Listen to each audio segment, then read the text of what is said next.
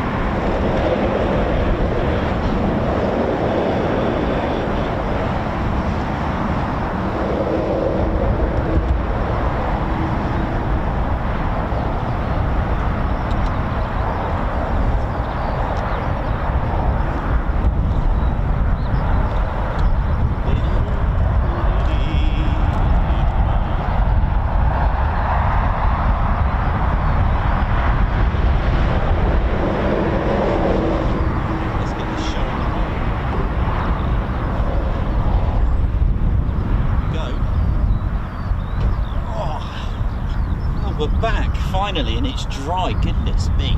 Oh, how are we doing, ladies, gents and teddy bears? Do you know, a confession there, I nearly missed that. I didn't even realise there was anything actually taxiing out for departure, which of course is nearly in true tradition of me missing a hawk, but not usually the red ones, but this there's always a first time, never knock that.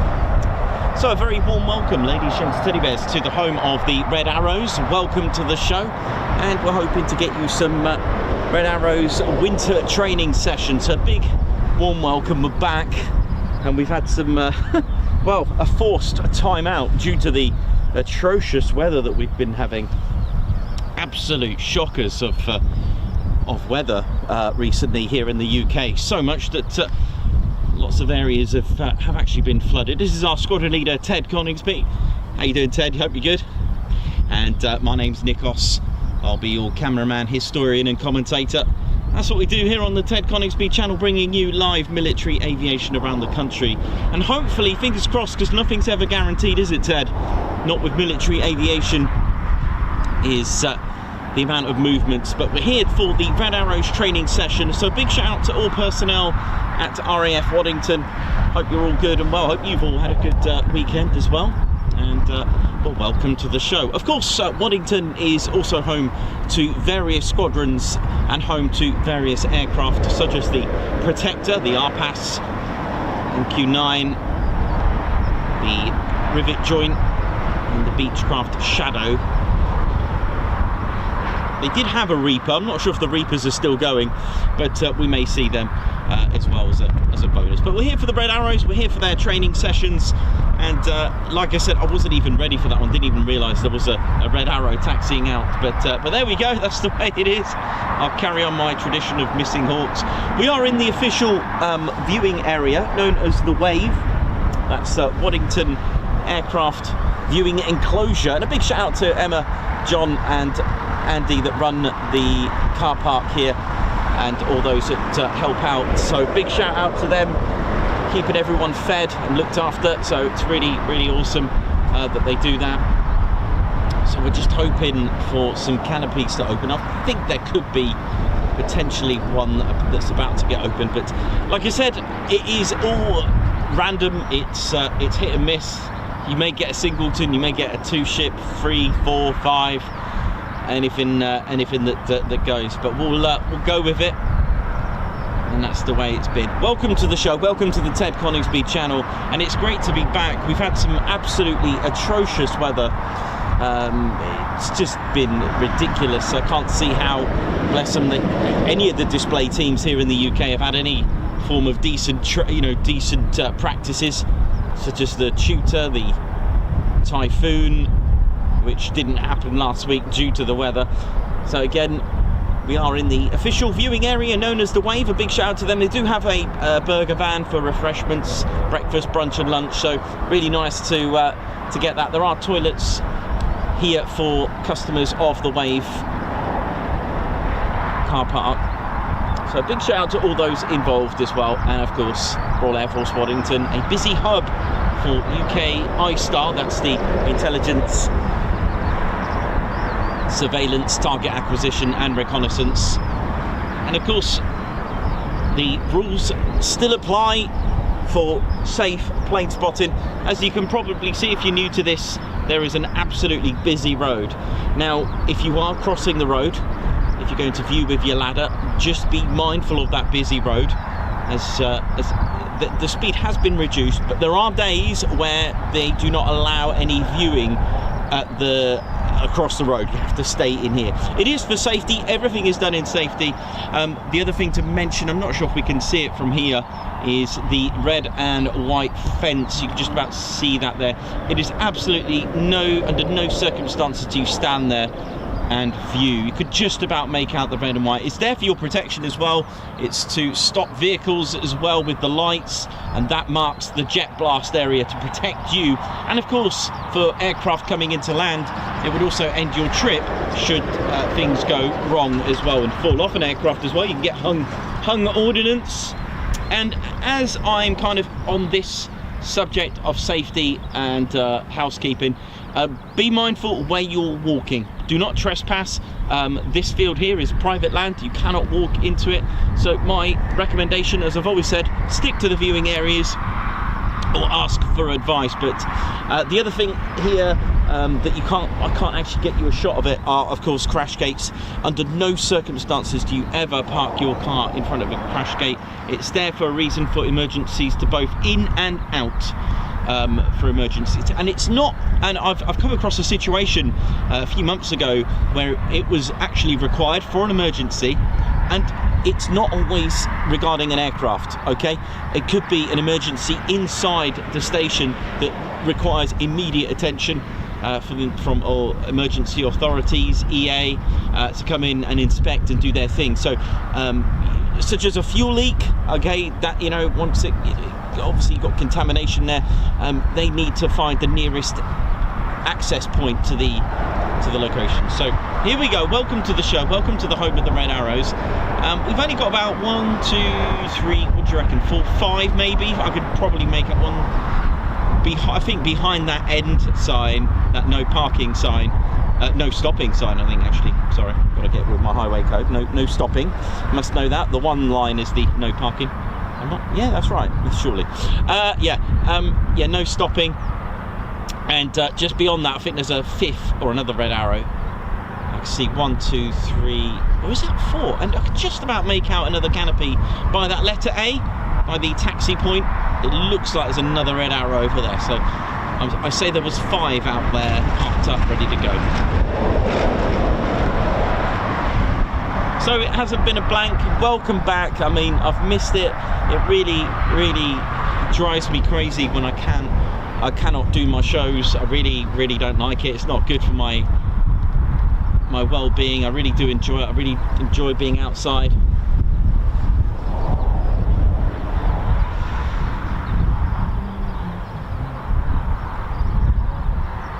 So welcome to the show, and hopefully we've got a good week on. We are expecting some form of emotional weather Thursday at this stage, so things may change again for that stream. I may just take that off and then reschedule it if I'm not sure, but as it stands, Thursday is still Lakenheath as it stands.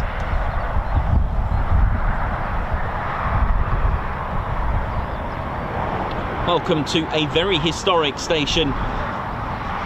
It's been operating in the military world of aviation since 1916.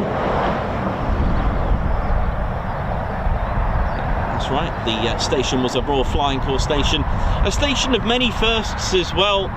It was home to the very first squadron operating the Avro Manchester, the Avro Lancaster, and the Avro Vulcan as well. So amazing that.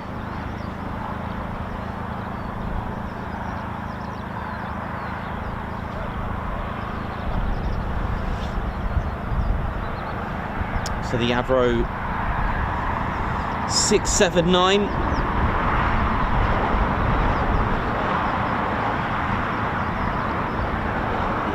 Number 207 Squadron, who today are an operational conversion unit at Marham. They were the first to operate the Avro Manchester in November of 1940, the same year and the same month actually that the Hampden come out in 1941 as well, the 4-engine bomber, because originally the Handley Page Hampden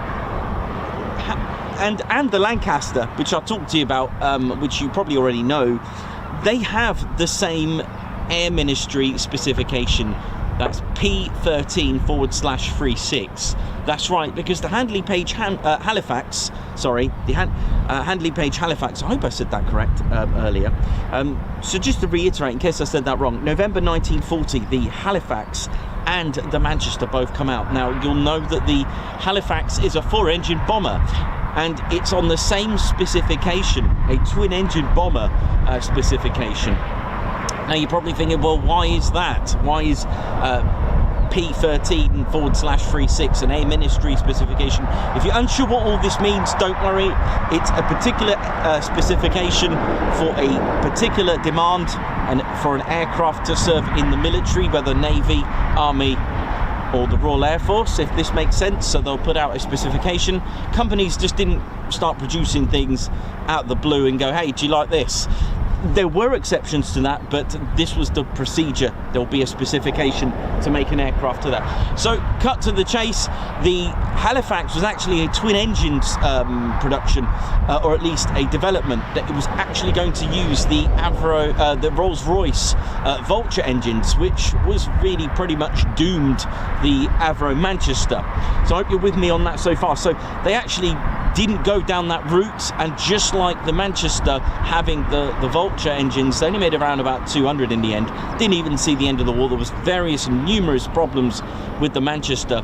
And what I didn't tell you, which I nearly got to, in July 1940, the same year as those two aircraft were operating, was the Short Stirling, which was a 4-engine heavy bomber that came out. Now, it was a specification that came out before the twin engine, and you're probably thinking, well, you've gone 4-engine, why go 2-engine? Well, the reason was to replace the aging Blenheims, Hampdens, and the Wellington, which for me didn't really need replacing, which thankfully it didn't.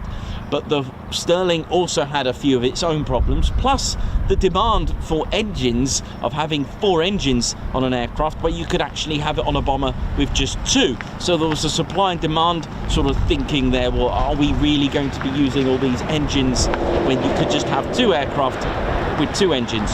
So the thinking there was to have 2 Rolls-Royce Vulture engines. Now on paper they sounded great at 1760 horsepower, but unfortunately they never got to that, and also had various and numerous problems. Ball bearings would heat up, piston rods would shoot out, sparking of engines, unable to feather engines so that it can run on one engine, and in the end they actually just got rid of it. But the thing is, they didn't quite get rid of it from the AV Rowe and Roy Chadwick's minds, because what they did, they got rid of those engines, widened the Avro Manchester.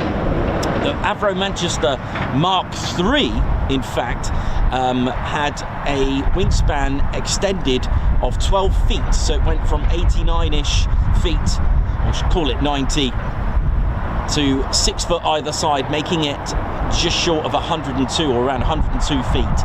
Why am I telling you that? Because they added 4 engines to it, and they were Rolls-Royce Merlin 20s.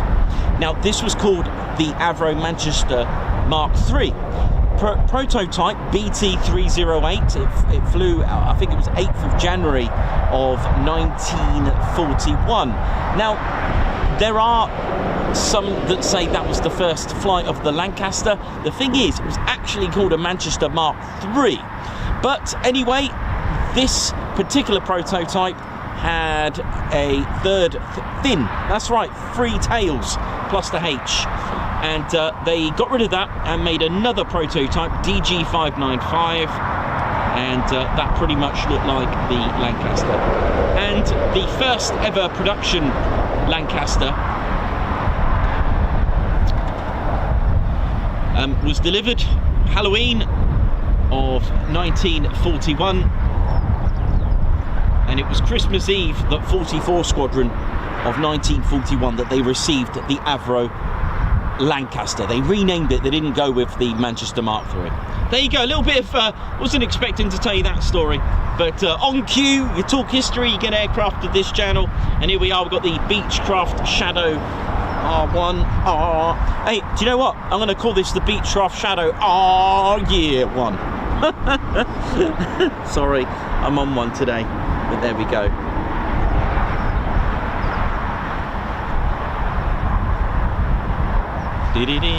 Well, everything that we get now is a bonus, so we are really here for Red Arrow's training, but we're going to get some extras, which is nice, because that way it's not a blank for us as well. We do focus on the Red Arrows. Also, a few, just to give you an idea of, this is the Beechcraft Shadow, by the way, for those interested, a Shadow R1. It's part of the ISTAR force. It's a highly adaptable, it's a tactical aircraft, and you may notice it's got more radars and sensors than Sky itself. They can probably watch the channel in there and tune in, and it's a high definition electro-optical electronic sensor station, which can basically report intelligence, basically, in a nutshell. And it's flown with number 14 and 54 Squadron here at RAF Waddington.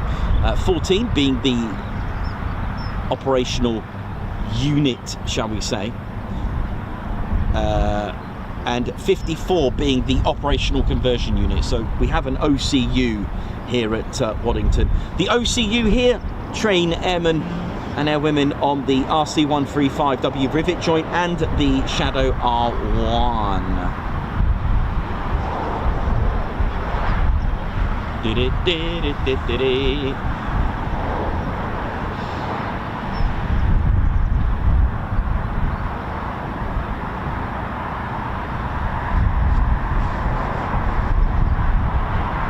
So welcome to the show. Hope you're all good. Don't forget to give us a thumbs up. Hopefully we're on for a good week, and I don't just mean movement. Hopefully I just mean I'm able to get you some, you know, good 5 shows in reasonably good weather.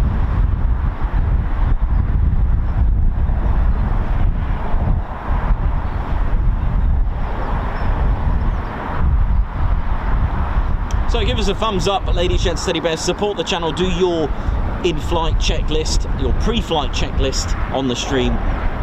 Be sure to switch on the like button. Give us a thumbs up. It does help. Gets this stream out there. And of course, if you haven't done so already, give a quick check to the subscribe button, just in case you haven't done so, and switch on the notification bell button so you'll be notified of our latest and greatest live streams and videos. Be sure of that. So this is our Beechcraft Shadow R1, and it's powered by a favourite engine of mine, the Pratt & Whitney's PT6 engine. We all know how much I love that engine. They produce 1200 shaft horsepower in each of those, and you can tell that it's got a PT6 externally by those big bore exhausts. if you know what I'm talking about, big bore exhausts. Then it's time to get the yellow Renault 5 GT, the Vauxhall Novas, the XR2i, the XR3i, and the Citroen Saxo. Unless you had a Super Impreza or a Evo, the Tommy Mackinnon edition.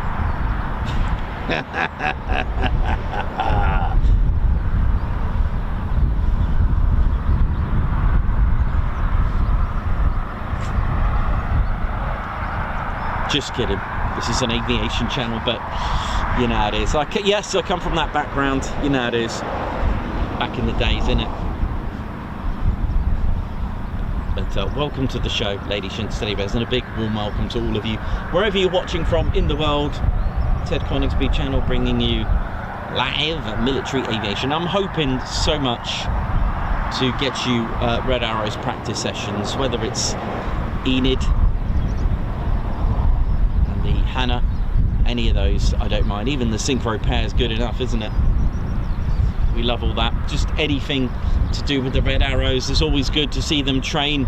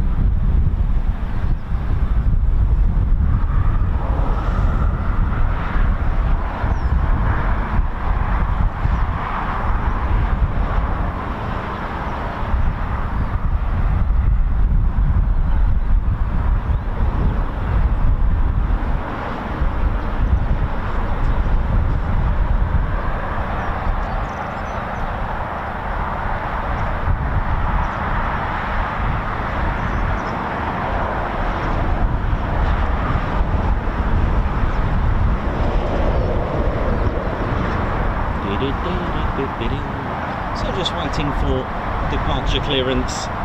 Just going to keep my eye in the sky where that our Singleton has gone.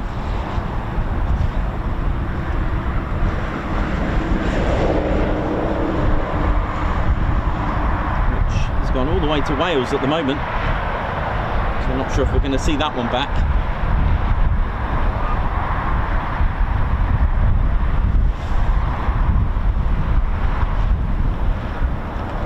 A very warm welcome to everyone that's tuned in. Got Davey, Simon Watchorn, 555, Triple Nick, Captain A, Remco De Vray, Tim Gooch, AD Causa, Mark Dudley, Matt Crossan, Dieter. Okay, here we go, another departure. This time I am ready for it. So if you just joined us, I almost missed a Red Arrow, which was hilarious. I was sitting in my van just reading my book on the Reds.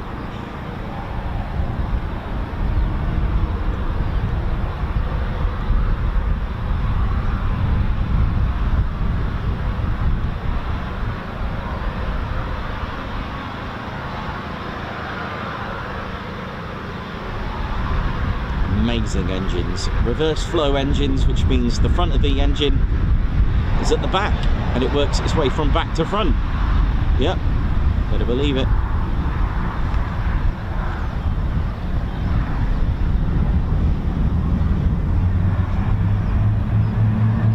Exhausts.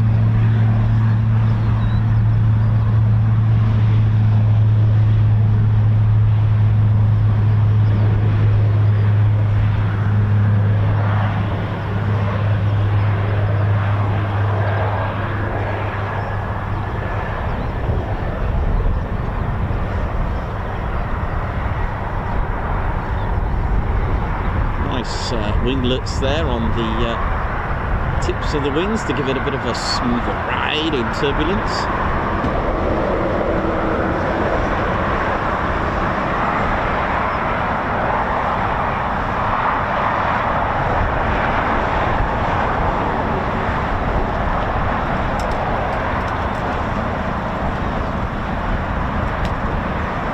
So not the best cloud base, but better than what it was earlier this morning. It was absolutely atrocious this morning. It was filthy. It was very filthy.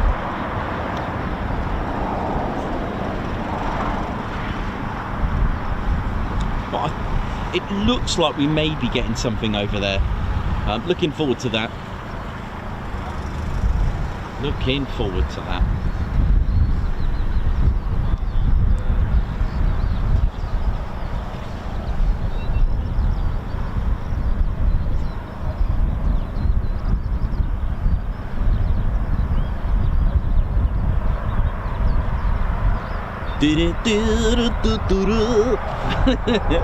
Come on, here we go.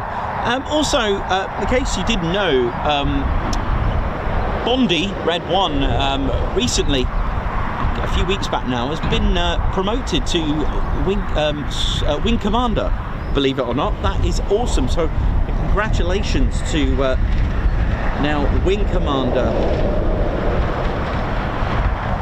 John Bond, known as Bondi to his crew, which is absolutely brilliant to get to that level. So well done, and it's looking good.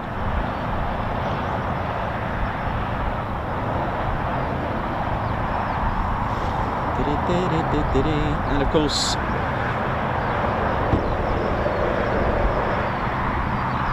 the new Red Arrow's officer commanding as well, Wing Commander Sasha Nash, who's an experienced Tornado pilot.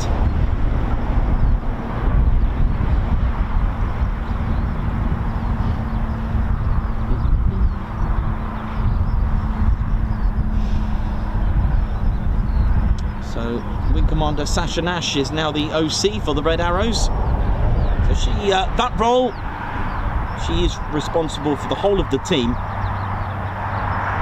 And Wing Commander John Bond is Red 1, which Red 1 is the team leader. So the role of a team leader is to put together the training program, the choreographing of the whole show as well. So basically the aerobatic display sequence.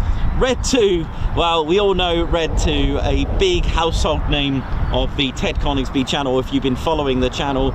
A pilot that's flown Ted all the way to the Czech Republic and to Blackpool and all sorts of places, and he's Ted had a good time with well, you know who it is, Red 2, new for the year, Flight Lieutenant Matt Brighty, a former Typhoon display pilot. Oh yeah, didn't he do amazing? And also new to the show is Red 3, which is Flight Lieutenant Christopher Deen, and he's actually been to the US on exchange from the Royal Air Force to the US Navy. So he's Royal Air Force, but was on exchange with the US Navy flying the FA-18 E and F Super Hornet. Red 4 this year is Flight Lieutenant Rob Thomas. Red 5 is Flight Lieutenant Andrew McEwen. Oh yeah. Red 6 is Flight Lieutenant George Hobday. Red 7 is Flight Lieutenant Ollie Suckling. So Red 6 and 7, they are the Synchro pair this year. Red 8 is Squadron Leader Chris McCann, and Red 9 is Flight Lieutenant Dustin Wells. And taking the mic and taking the reins of being the supervisor and the spare jet, etc., is Supervisor Red 10 Squadron Leader Stuart Roberts. So a big warm welcome to all of them. And of course, not forgetting, because it is part of a team, the circus as well, the engineering technicians, 10 aircraft and 1 photographer, and they're chosen to form a team known as the circus. So what it is, you'll get a circus 1, 2, 3, 4, 5, 6. Should we have a look at them? Should we go for it? Let's do it. Let's not forget the circus. If you're unsure, they're basically allocated to a particular red. So Red 1 will be with Circus 1. Red 2 will be with Circus 2. Red 6 will be with Circus 6. I hope that makes sense. So each one is allocated to a specific pilot for the duration of the summer display season. They fly in the passenger seat of the Hawk to and from display airfields and service the aircraft before every display. So they're basically a personal ground crew. So let's meet them. Circus 1 is Flight Lieutenant Greg Harley, originally from Erskine in Scotland, and he was commissioned into the Royal Air Force in 2017 as an engineer officer. and posted to Waddington on his return from the Falklands, and where he played a key role in ensuring the airworthiness of the RJ in September 2023. He also joined the Red Arrows and was appointed as a Circus 1 for the 2025 display season. So we've also got Circus 2, Corporal Dale Smith, an avionics technician. Dale is from Doncaster, and he joined the RAF in 2016, and he's had experience on the E3D Sentry, and he began his Red Arrows posting in September 2022. Circus 3 is Air Specialist Class 1 Technician Joe Burnett. How you doing, Joe? Originally not far from here, a local Lincolnshire. Joe joined the RAF in 2018, and he's also worked on Typhoon with 11 Squadron at RAF Coningsby, supporting the QRA, and he joined the Red Arrows in November 2021. Circus 4 is Corporal Daniel Wilson, and Corporal Daniel Wilson will share the Circus 4 role alongside 3 other Red Arrows engineers this year, Sergeant Matt Daniel and Corporals Andy Collins and Joe Hind. That's the notes I've got here. He was born in Doncaster. He's was deployed to Afghanistan working on the Tornado GR4, worked at Odium as well when he was based there on the Chinook. Also C-130 in his career, and Daniel joined the Red Arrows in September of 2022. Circus 5 is Corporal Matthew Harris, a weapons technician, served in the Royal Air Force since 2017. He's also been part of the DIE team, travelling across mainland Europe and Canada, responsible for systems to replenish the Red Arrow's distinctive coloured trails. Circus 6, we've got Corporal Luke Smales, a mechanical technician, and is from Middlesbrough, joined the RAF in 2016, worked on the E3D, also part of the DIE team as well. Circus 7 is Corporal Josh Wallace from Hartlepool, joined the RAF in 2013, deployed to various regions spanning from Lithuania, Estonia, Latvia and Kenya. This is his second tour, having previously served between 2015 and 2017. Circus 8, Corporal Scott Bamford from Lincolnshire as well. Oi, oi. Worked on the C-130J. He's an avionics technician. He's been on many tours, including the Gulf of Canada, and Red Arrows was his starting point in 2022. Circus 9, Sergeant Colin MacDonald, joining the RAF in 2009, originally from Berkshire as a mechanical engineer. He's got a wide experience of services such as the TriStar and the Tornado. How awesome is that? And he supported the Circus team and joined the Red Arrows in 2022. Circus 10, Air Specialist Class 1, Iwan Lewis from Llanelli, Wales. Iwan is an award-winning, nationally published RAF visual communication specialist. He's also worked on a few years on the Typhoon at Coningsby, and spent a few years being deployed, and joined the Royal Air Force Red Arrows in 2023. And finally, Circus 11 Squadron Leader Andy King, the Sengo. He's responsible for all Red Arrows engineering, logistics outputs and personnel, and he's got a lot of history. He's worked on the E3D, the Typhoon, also worked on the Shadow as well, and he joined the Red Arrows in 2023. So there's our Blues, and we've done the Reds. Don't forget the PR teams as well, the DIE teams as we mentioned.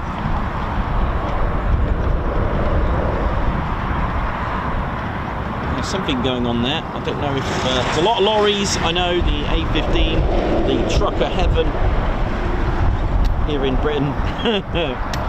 So let's hope we're going to get some movement. But for me, I am buzzing because I am out doing what I love doing. And that's one of the things that I do enjoy. I really do not like being off. I really don't. I'm one of those that get agitated. My ideal holiday is to go out and go walking far, far away in all sorts of weather, challenges of climbing, finding waterfalls, prehistoric monuments, going into prehistoric monuments. I love that. Being by a pool and basically not doing a lot on the beach, I will probably get extremely agitated. And Unless there's a kayak involved, because I'll probably end up having a go on it.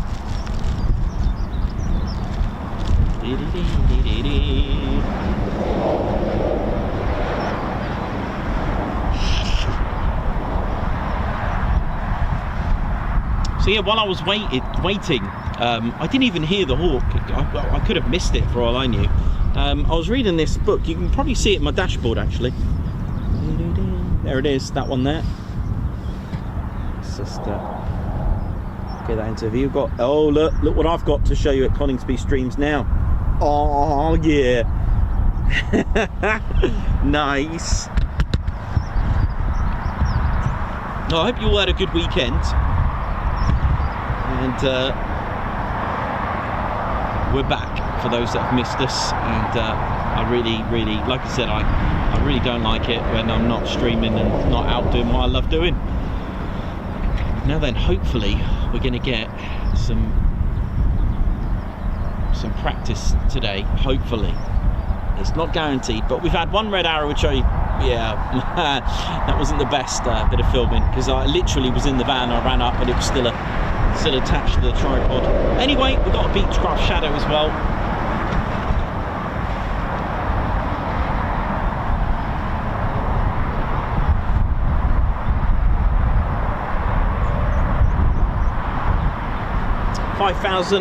Sorry, 5001 Mike. Oi, big shout out to Emma in the Butty van. Absolutely. Emma, how you doing, Ems? In the burger van there, bless her. I'll be over there shortly. Try and find a gap where I can just leg it.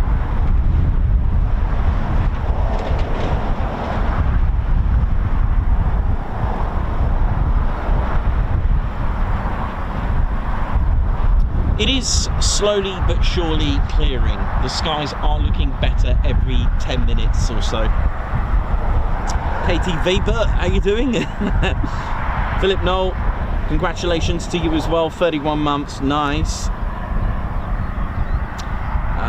And Katie Weber, yeah, absolutely. Blackjack was cool though, wasn't it? But the thing is, with Blackjack, it is one of those things that will stay with me, because it was Ted's first flight, and if it wasn't for that aircraft, who knows as well where this channel would have gone, because it was a very, very special flight. I'll tell you what, wait, let me just bring it out. Let me show you. Should I get it out? Yeah, go on, why not?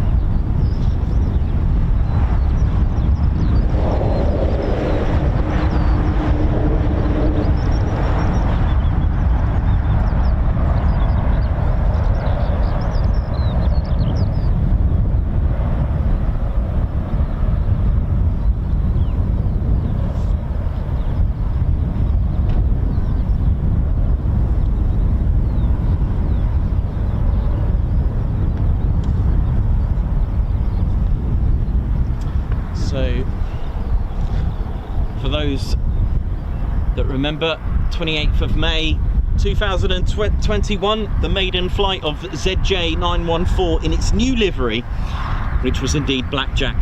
There she is. For those that have missed this absolute legendary livery, Ted went on the maiden flight in Blackjack with the legend Flight Lieutenant James Sainty, which I believe he's still a flight lieutenant or acting squadron leader, I don't know. Apologies if I got that wrong, but there we go with the added blue tack, of course. There we go, Blackjack, the legendary, but she was a tranche one. She was a very old airframe, bless her, but something that will live forever in our hearts forever, and an absolutely iconic masterpiece, wasn't it? Really was absolutely an amazing livery. So I'll be showing you around the Typhoon tomorrow, hopefully all being well with the weather, and yeah, I'll show you around Blackjack again. Actually managed to get 3 seasons with Blackjack, and in a way you could say 3 full seasons and nearly a 4th, but it was half, wasn't it? Because she was around for a little bit of 2024, if I remember, because there were shots of Blackjack and Moggy together.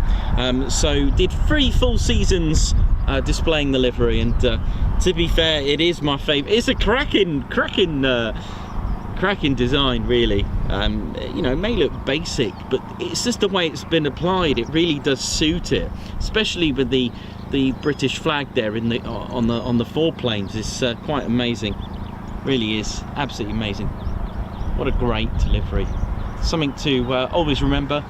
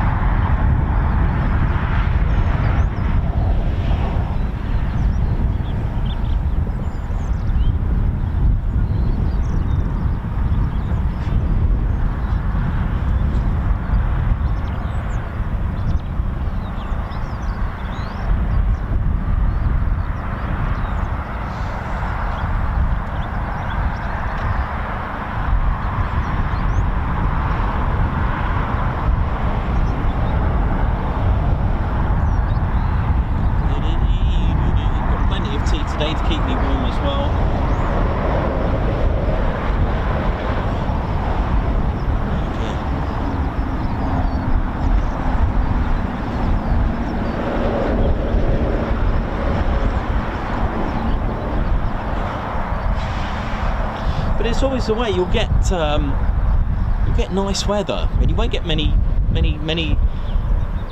much movement, and then you'll get atrocious weather, and there'll be lots. It's typical at Hull Beach, that one. But there we go.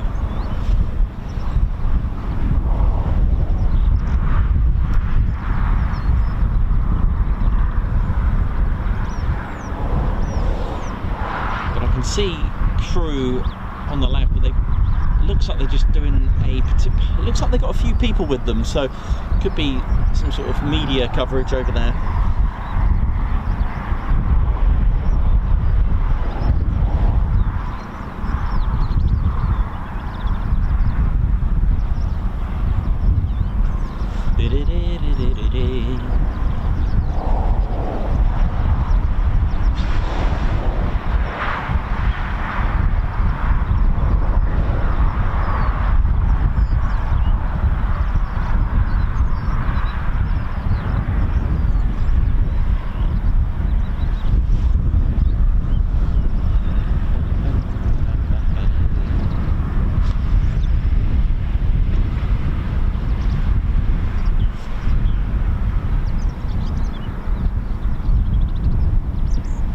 Not sure if we're going to get a Grob Prefect doing a practice diversion. Still a little bit of a way yet, but it's heading this way. We shall see.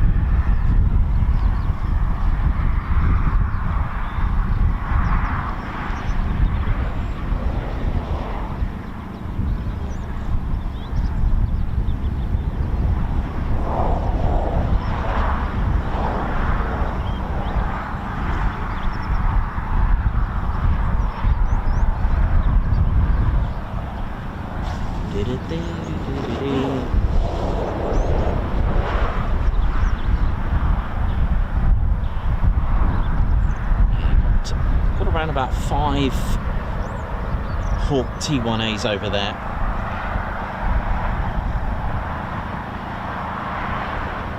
Just going to keep my eye on the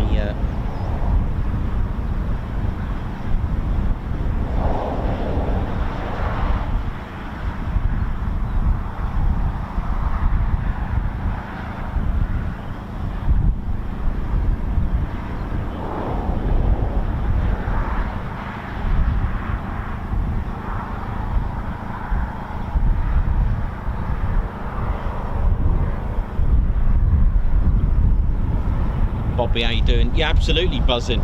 You know how it is, proper. This is this is what I love doing. This is the you know, it's what I live for. I really do enjoy it. You know, I really do. I love, you know, just talking history, talking planes, helicopters, and military history. And I will do all I can to pass on all the good stuff about military aviation, the role, and those that have served before us. But I'll just word that in a different way because I haven't served. Just saying those that have served before them. There you go, that's better, isn't it? Yeah, that one, that's better. You know what I meant. It's literally, what I mean by that is those that made the ultimate sacrifice. And with our history, we'll keep their memories alive because each station that we visit has immense history.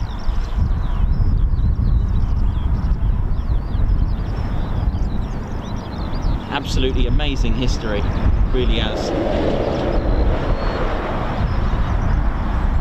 And if we get a chance,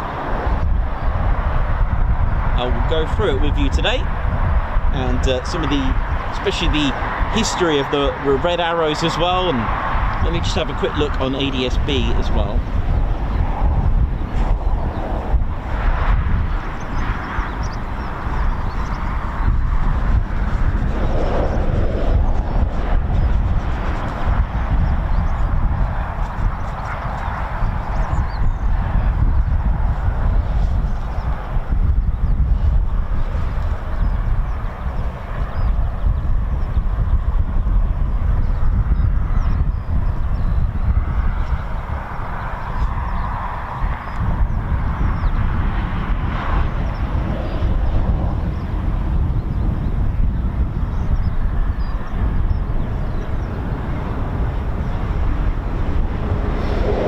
So we've got a little Prefect, and it operates from RAF Cranwell, a little Prefect there.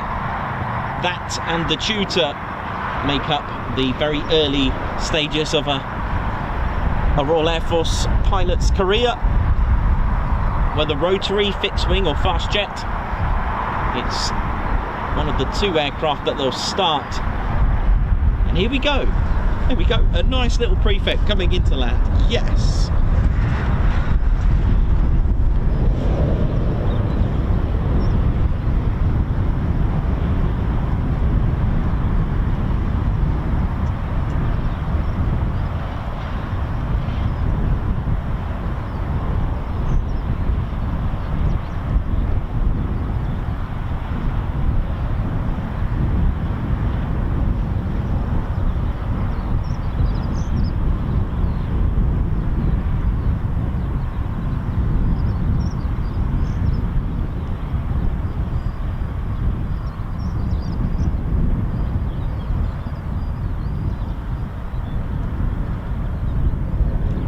Approach.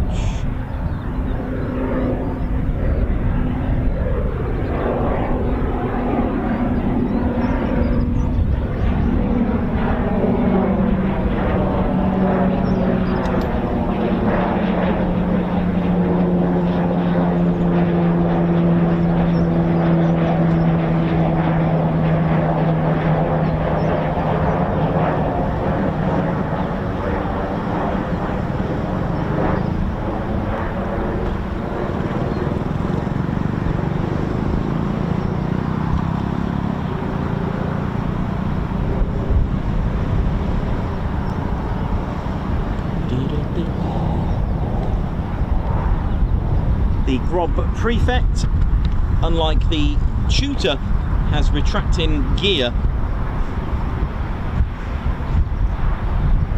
and doesn't have the winglets. It is a pretty little plane. You can see there the cloud base, that gives us some idea, but it is clearing very, very slowly. So I reckon by about midday it should be quite good. We could get lucky.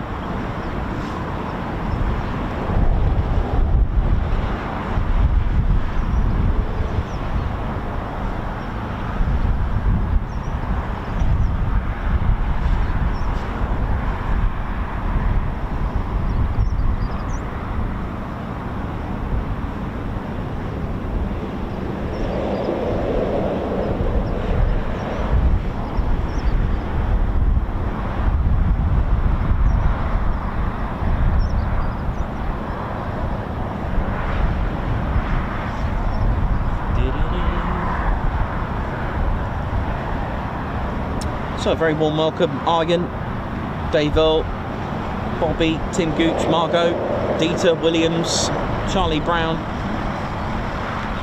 Dawn Hobson. Hope you're all well and good. Gary Mathers, how you doing, Gary? Colin, N9Z. I guess these handles are here to stay unless you change them. And I hope you're all good, and a big oi oi to all of you. JPG Aviation as well. JDS Aviation Adventures. How's it all going? Hope you're good. Harley, who's been a subscriber for 1 year, 3 months. Harley girl, how you doing? Hope you're good. Oi oi to you. Alex Raven, oi oi to you. Margot, oi oi, and a very, very warm welcome to everyone who's tuned in. I'll be on the show in a little bit later. I'm just going to go and grab a quick cup of tea. I'll leave you in the wonderful hands of Squadron Leader Ted Coningsby. He's always buzzing when he's here. He's buzzing when he's out. Let me just double check ADSB just in case it's another unexpected.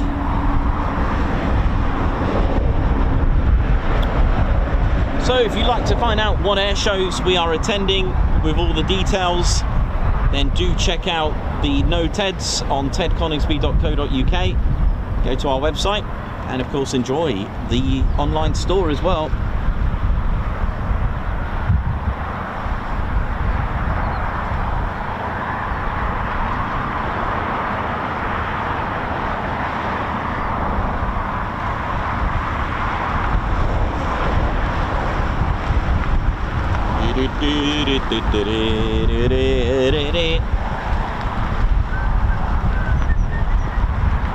There's Ted there flying the Royal Air Force ensign.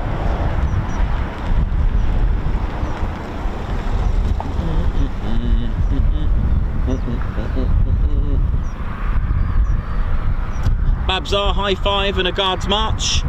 Thank you for gifting 5 Ted Coningsby memberships. That is awesome. Thank you so much. And as I've said that, the sun is now coming out. I haven't seen the sun for a while.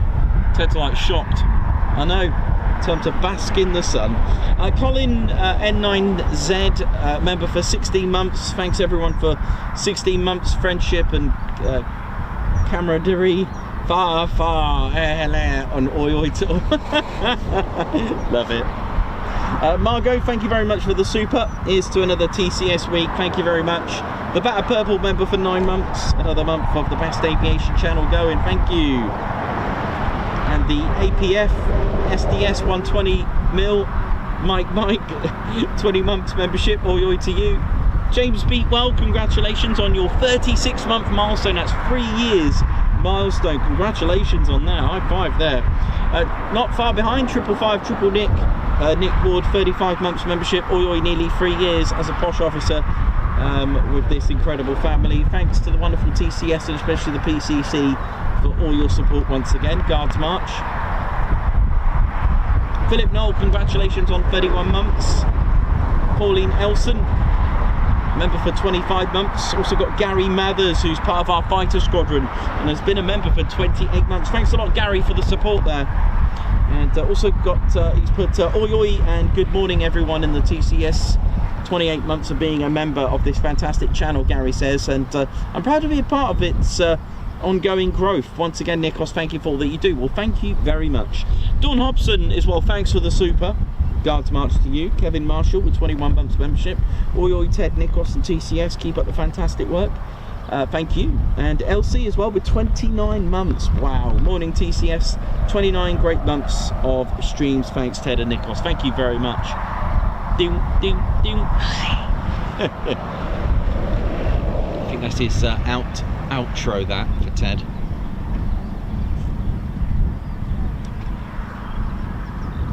Yeah, sadly no canopies up at the moment.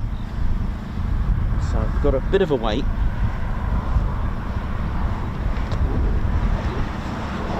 I'll be right back. Just going to go and grab a cup of tea and we'll go and we'll have a little tour of the Red Arrow Hawk and what makes it special. I'll be right back.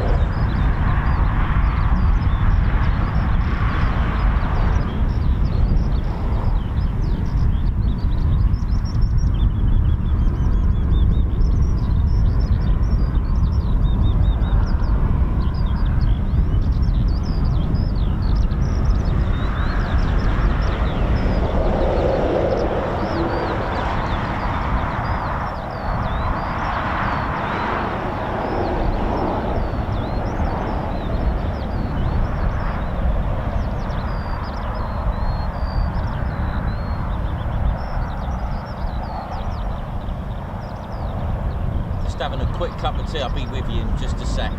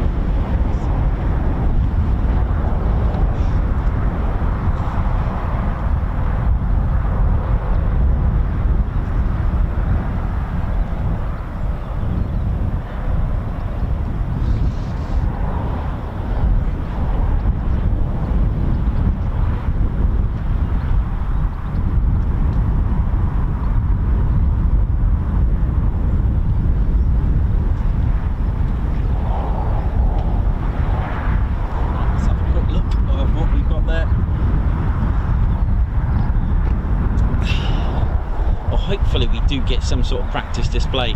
It's our second attempt, I think, this year.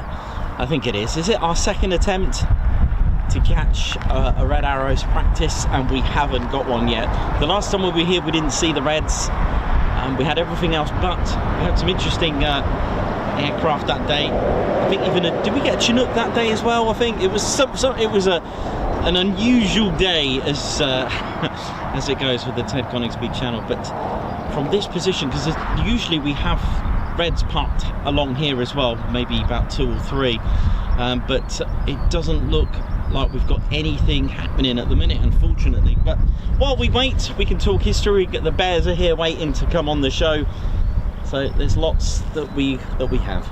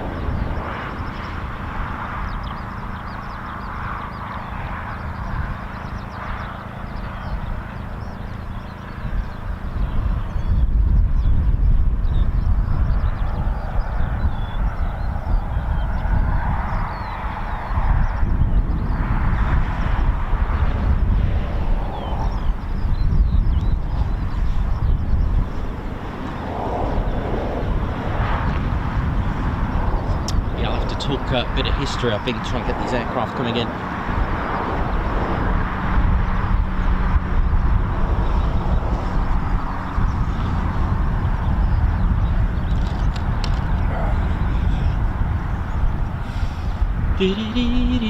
Well, we're just going to have to wait patiently.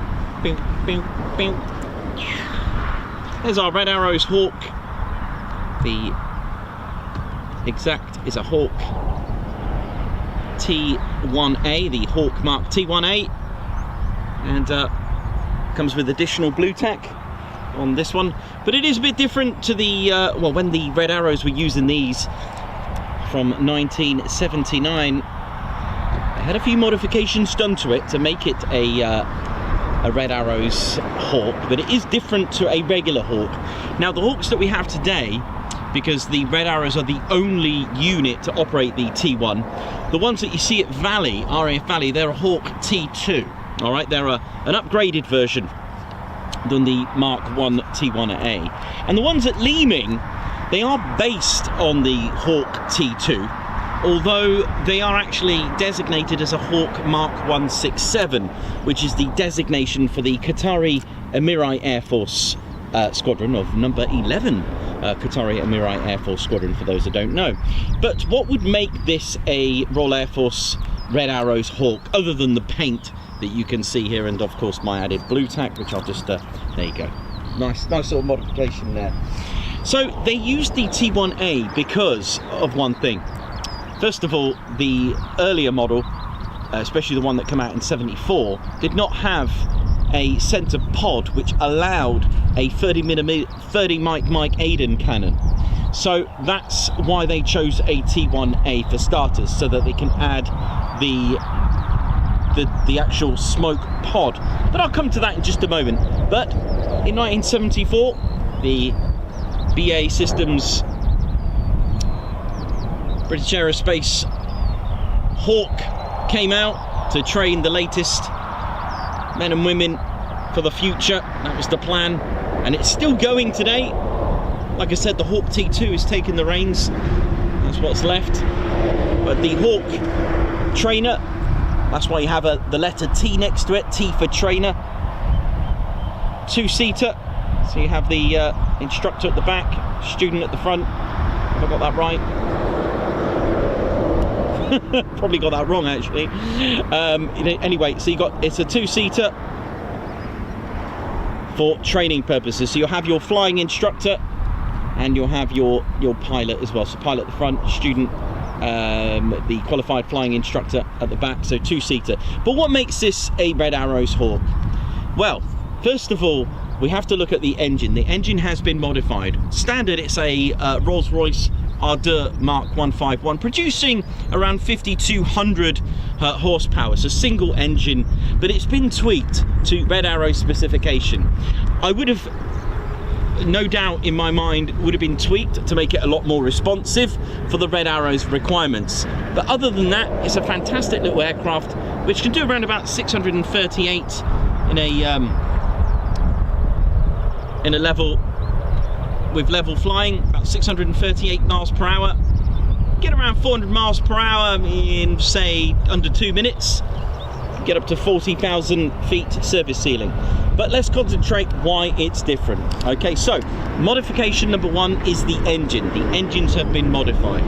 Modification number two, let's have a look. Well, it wouldn't be a Red Arrows display without the red, white and blue smoke. Now, this is the smoke pod that we have here. Now, they chose the T1A because it has an opportunity to, it's got a hard point here to install a 30mm Aiden cannon. All right, but in this instance, we're going to have a smoke pod. Now, inside the smoke pod, the dye team will fill this up with dye. If we have a look at it, we don't have any dye here, but you have red dye at the front, red here at the back, and in the center will be just clear diesel, but I think they use a very different, I think modern times now, it's a very different type of dye in there, literally just the clear diesel that they use. However, that's not going to produce your smoke just yet. Now, interestingly, to fill this up, if I get this in the right way around, nope, I had it right. To fill this up, with the what? I'm having a moment, and I did have it right there. There you go. To fill this up, there's actually this cap opens up, and there's 3 portholes, and it's literally pretty much as basic as this sound. Nothing fancy. Jerry cans with pipes going in and filling up. There's no instruments to say whether it's full. You just tap it, a bit like those modern day houses that are like, you know, literally hollow until they're solid wall and you can hear them. Literally tap it. If it sounds full, it's full. That's it. That is all that's done it. So that dye mixes in with the fuel, mixes in with the diesel type of fuel, whatever they use these days. And because of at the back, because of the amount of heat produced, which is around about 400 to 600 degrees Celsius, it evaporates. Now, to get those smoke pods going, there's 3 pipes at the back, which you don't normally see when the Hawk is flying around. You don't really see it. One, it's going to be quite small as it's flying, but I'm going to give you an opportunity to have a look at my modification. Now, I used to think that each pipe does one particular color. No, incorrect. I was speaking to one of the Blues, and they told me that all 3 pipes produce the same color smoke. All right, so you actually have 3 pipes producing the smoke the same color. The change of color is to do where the pilot pushes a particular color that they want.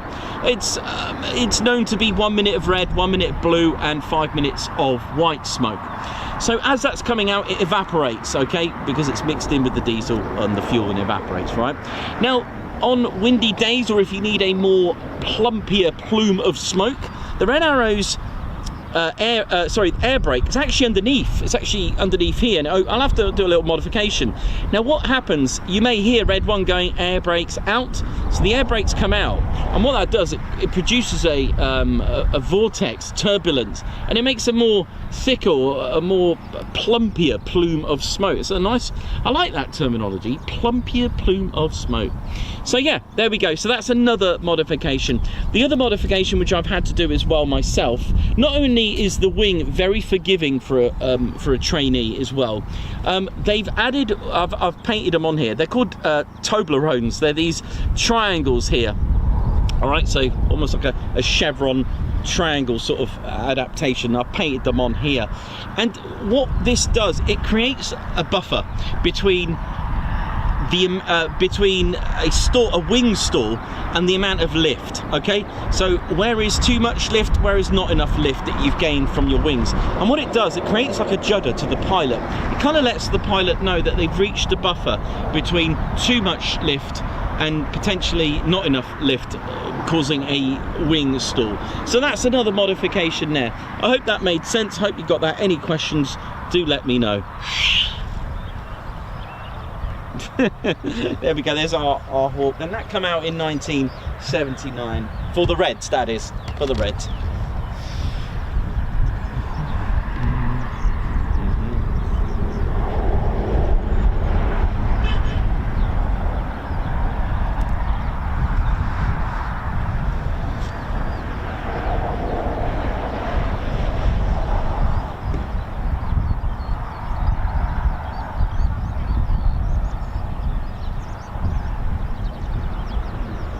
Oh, Springy 1502, Ted, want a coffee or tea? I can bring it to you. I live about 3 minutes. Oh, bless you. I've got some, but thank you very much.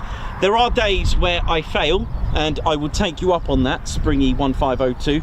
There are days, and someone actually did that for me, where I've forgotten the tea bags.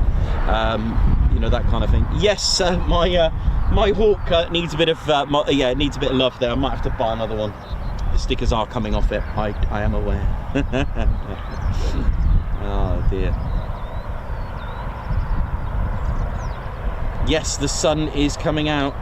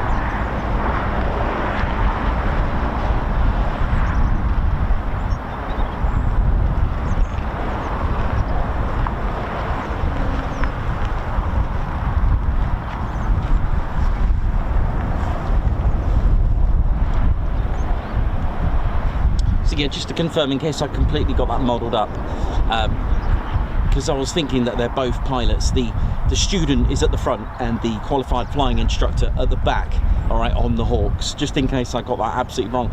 I was thinking as a non-flyer, almost like a co-pilot, shall we, or, you know, do you know what I mean, like a navigator, that kind of thing, but that's the way it goes. Actually, I haven't done this for a while. On the Apache is the weapons systems operator at the front and the pilot at the back. I remember coming across that. I mean, we're talking something completely different here than Hawk and Red Arrows.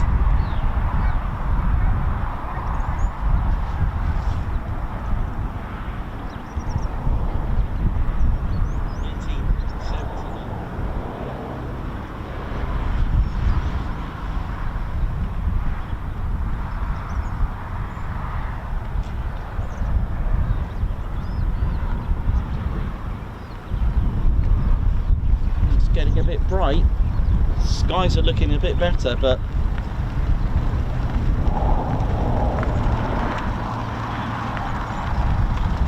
yeah, they're looking a bit better.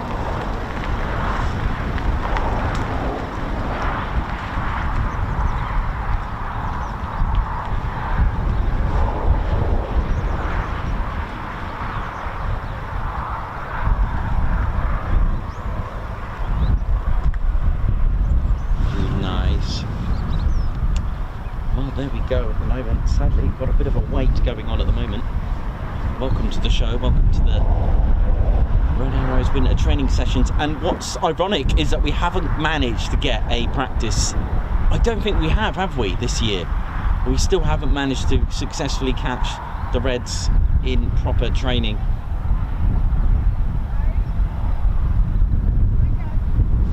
So, never mind, it does happen. But we've had movement. We've had one Red Arrow takeoff, that's gone to Wales. We've had a Beechcraft Shadow and a practice diversion from a Grob Prefect. So let's hope for some more luck. But hey, it's only February.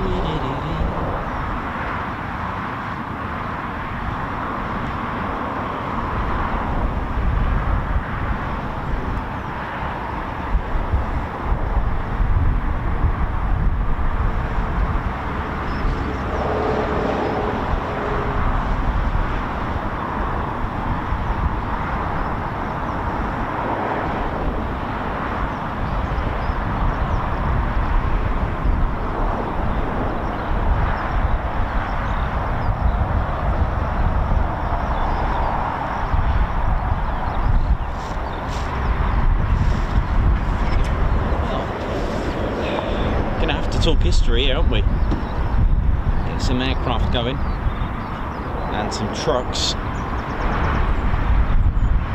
Just nothing at the moment from the Reds, unfortunately. Just one departure which I nearly missed. It was a bit of a funny one, that.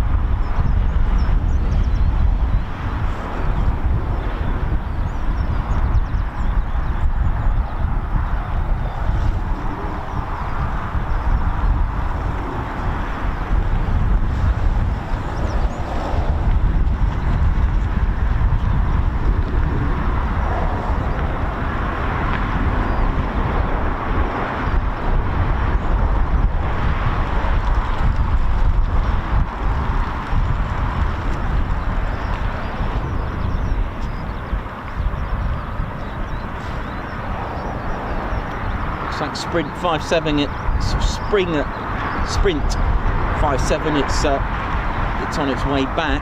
The one that we saw depart, the Beechcraft Shadow.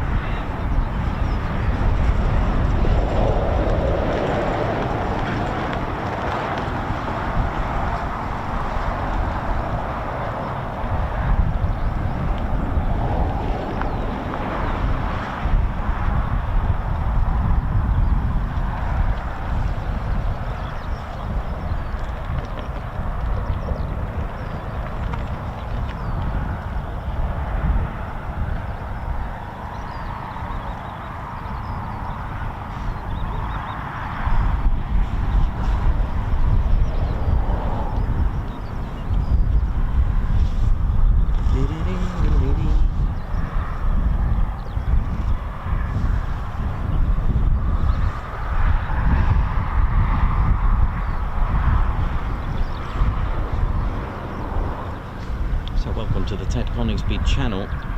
My name's Nick Ross, I'm your cameraman, historian and commentator. We've got a Beechcraft Shadow on its way by the look of it.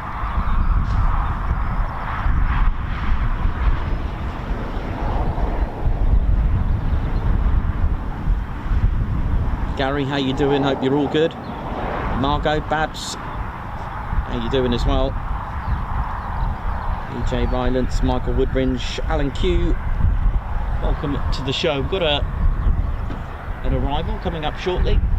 Not a red, but hey, right, the lights are flashy. This is kind of cool if you don't have any radio, like I haven't. I only have it for the reds here. You can always rely on these. Once they start flashing, you know something's coming or going.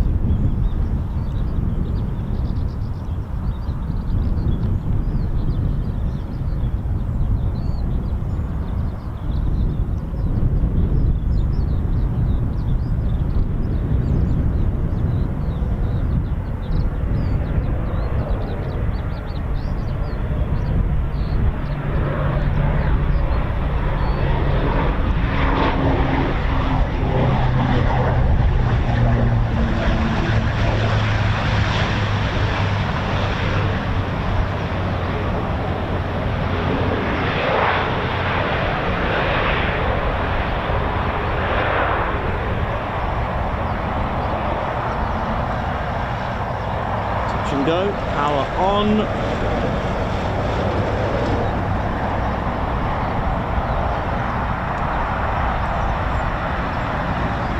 And over the truck we go.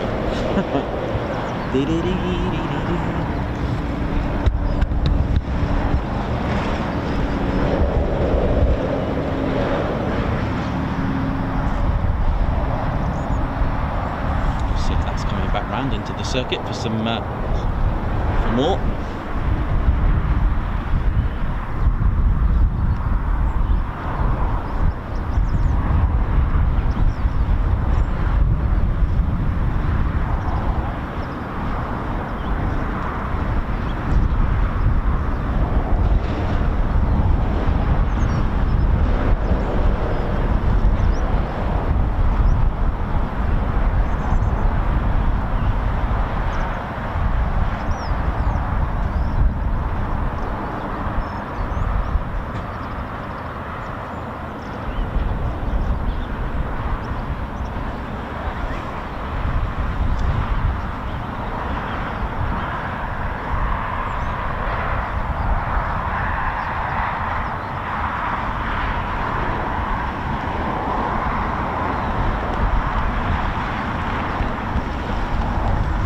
Looks like it's coming back round.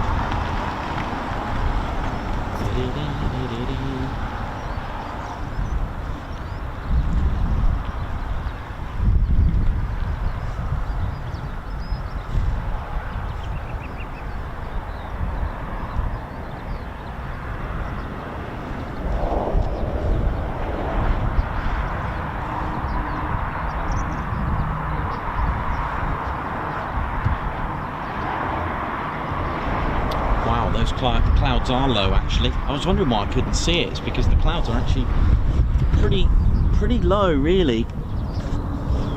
As it's just come visible now.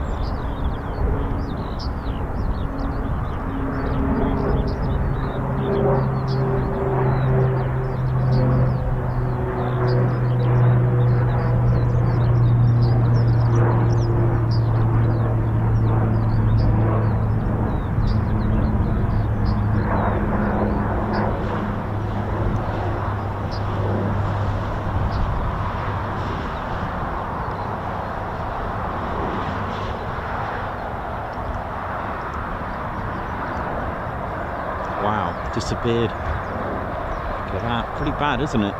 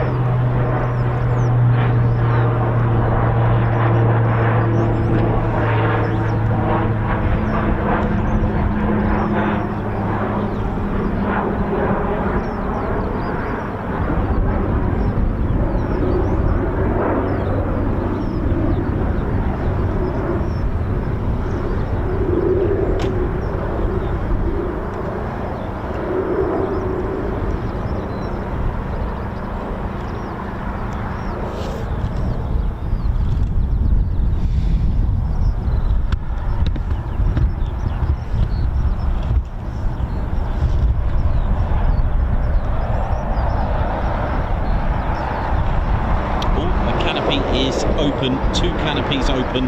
Oh yes, come on, come on, come on.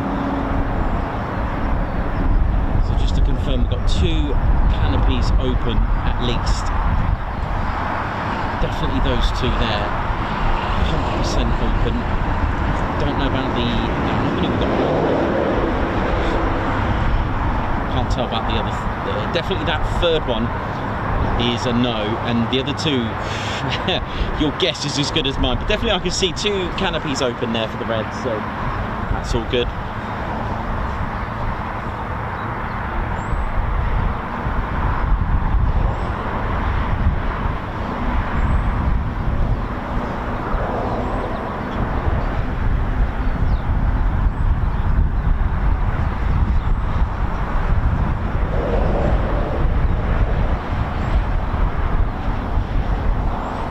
So that's so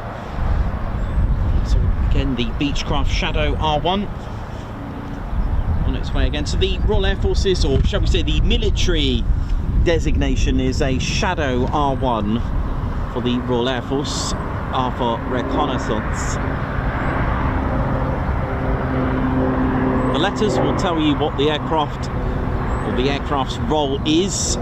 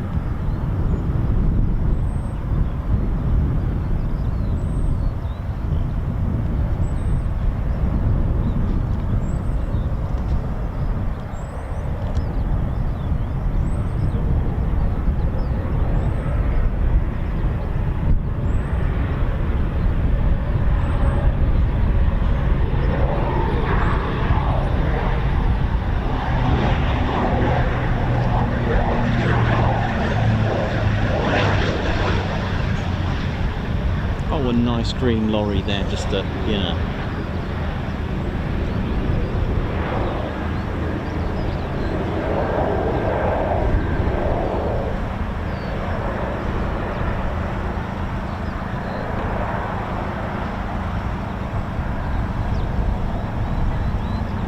Power back on.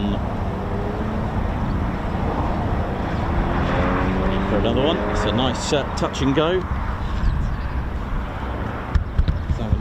Look at our red arrows over there. We have 2 canopies up, so hopefully there's just the concerning clouds that are I'm not sure if we can make out. Look like that canopy just opened again there.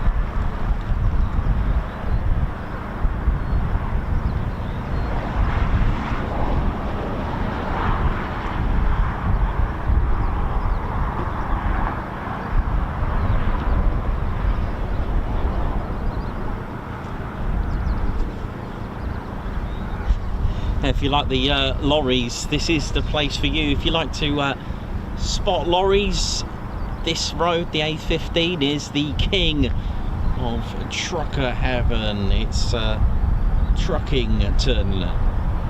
You know how it is. I don't know what's going on with the weather. It's got worse. As in cloud. The cloud base is just looking a bit, yeah, regretfully low. But hey, I've no idea what the plan is. We'll see. Only they can tell, only the pilots can tell. But looking at our Beechcraft Shadow R1, it looks pretty low.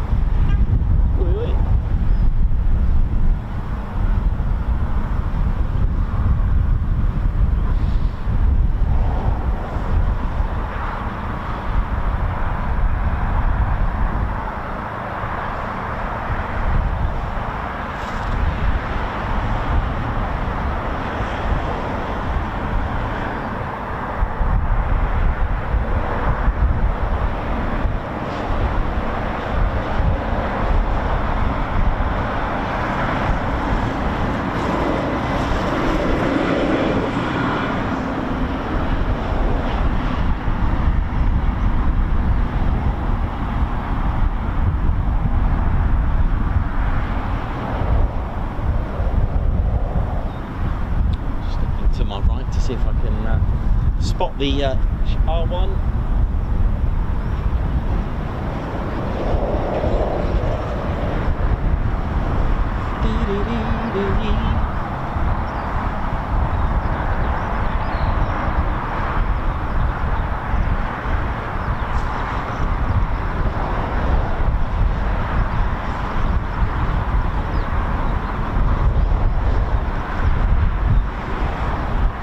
So when we're at Lakenheath and we look at the F-35, or even at Marham actually, where we can see them, the F-35's canopy is front hinged, so it opens forward, whereas the and that's not that common, you know. I don't know many aircraft that can do that. I don't know many that have a front hinged canopy.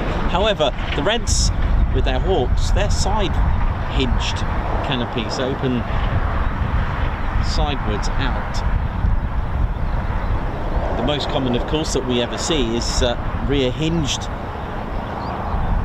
F-15, Typhoon, F-16, F-18, F-14, Harrier. Don't recall. Actually, Harrier, did that slide? I'm trying to think. We also got the sliding canopies as well. Actually, I can't. I'm going to take that back. I can't remember the Harrier, to be honest. I don't know if it was short opened out. I don't think it was front hinged. Anyway, front hinged is quite rare.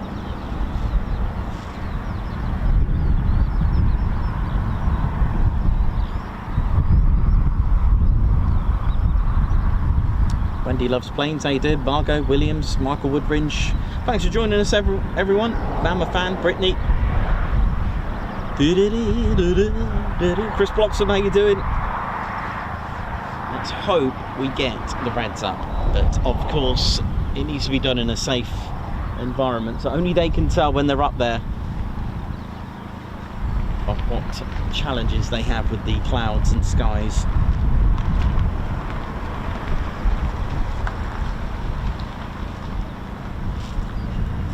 Yeah, there are some.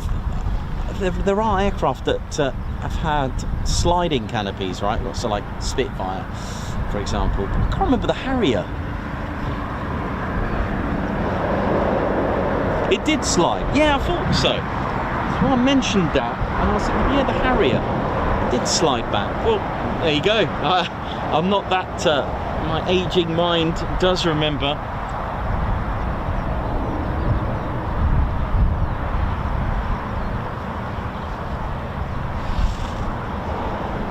Thanks, Chris. Thanks all those for the updates.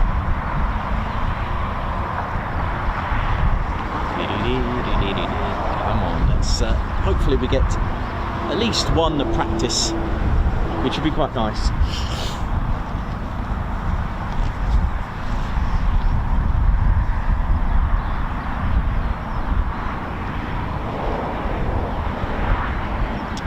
Watching the Ted Coningsby channel live, yeah, that's a nice car.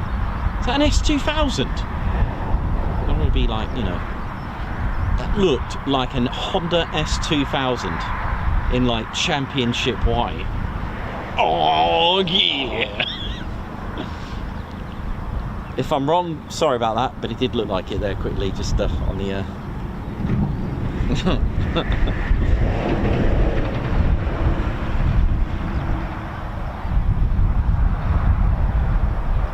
Argan, Harley Girl, Williams, Alex Blackcat, Aldred 86, how you doing? Hope you're all good. Mark Brown, thank you very much for your comment.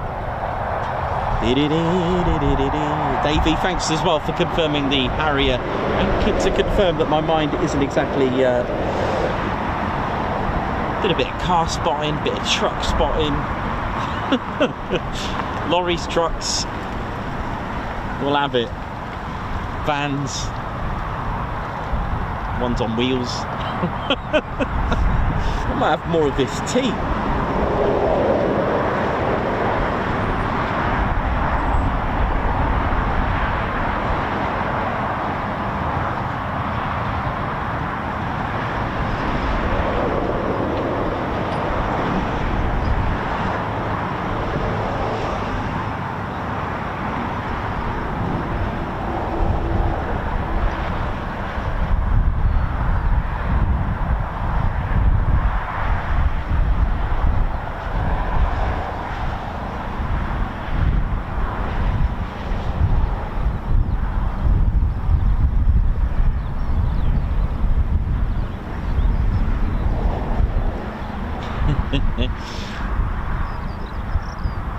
Oh, what's this? What's going on here? Look like a ground group. I can't see from this angle if there's a pilot in there.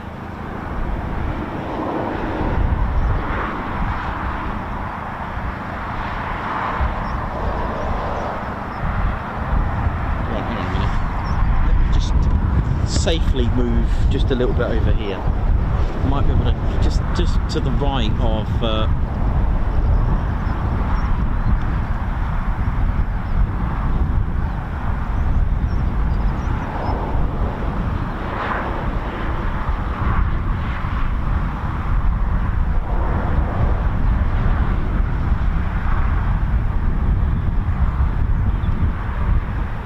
no, not seeing a pilot in there yet.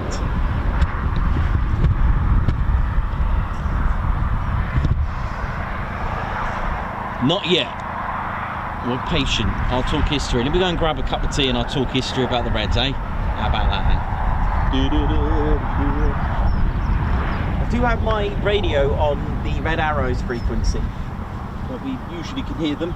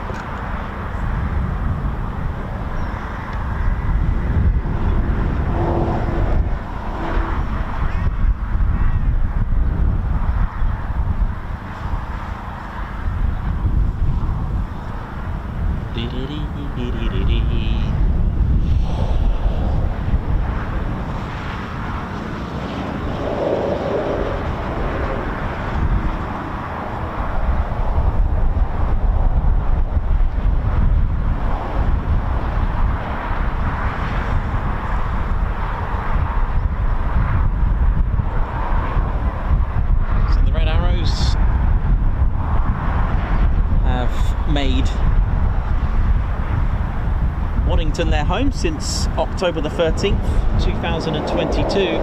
Spent a lot of time at Scampton.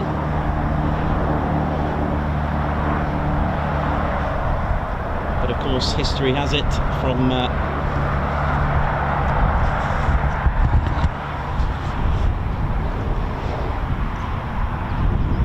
Little Rissington, Kemble, Fairford as well.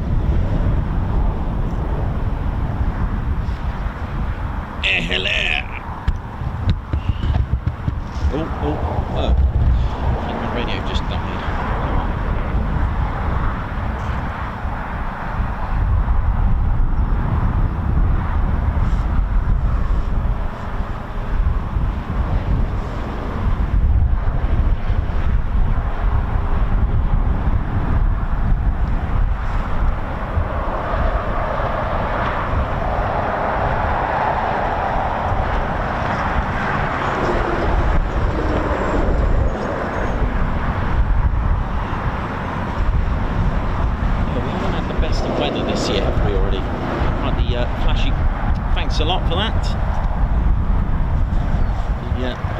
There, just oh, we've got another one, got another lorry joining the other lorry there. We've got the green lorry. Lots of, I reckon they tune in just to get on the show, you know. Right.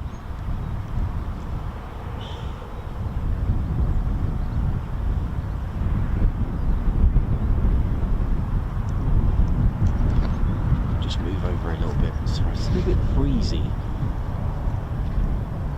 Let's get a nice little shot of that there.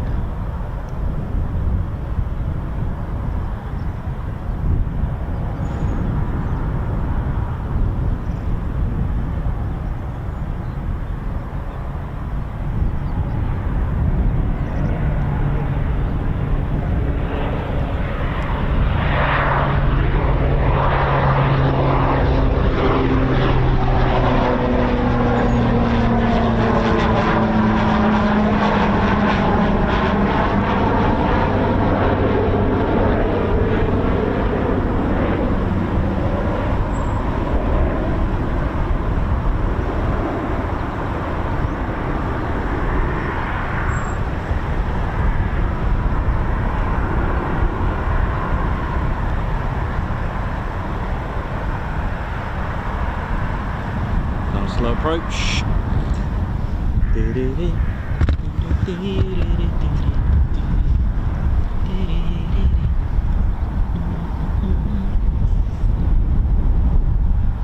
to be quite hard to see if we've got a pilot in there from here. But if you can see anything. Oh, what's going on there? I don't know if there's a pilot in there, you know. I'm not sure. It's quite hard to tell from here.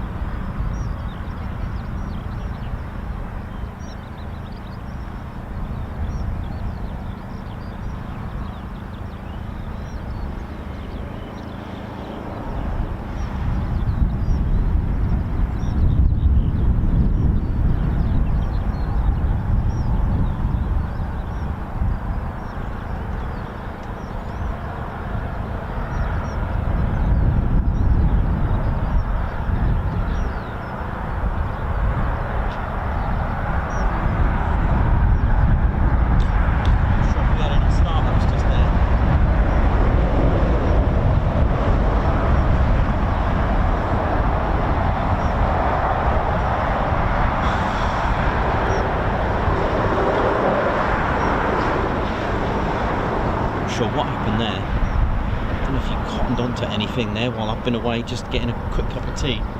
But not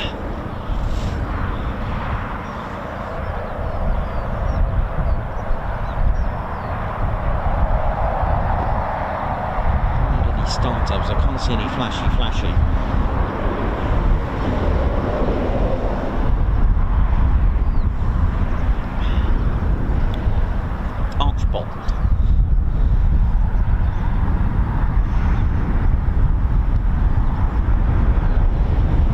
All the major companies coming through, you know.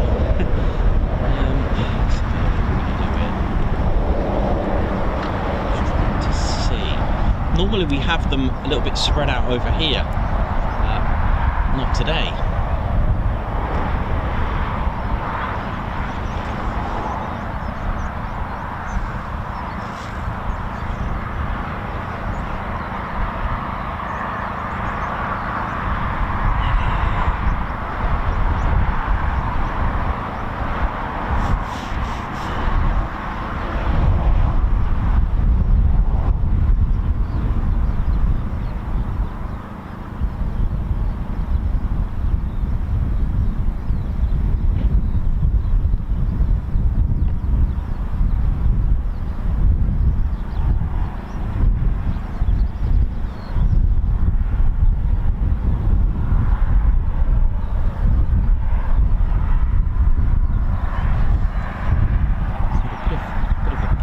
Breeze behind me at the minute. I don't know what's happened. Hang on a minute. 1, 2, 3. Okay, we seem to have a red arrow missing. One's definitely gone. Oh dear. Does this mean that's it? There was one sort of by the letter A. Do you remember? Oh, hang on. No. It's gone because it's taken off.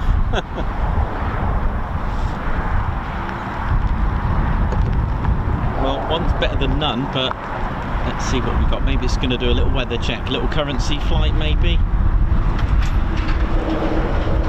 With the wind blowing directly towards the servicing platform for the Reds, can't actually hear that punchy, bassy engine. 5200. Oh, hello. Scanner's coming to life from the Reds frequency. We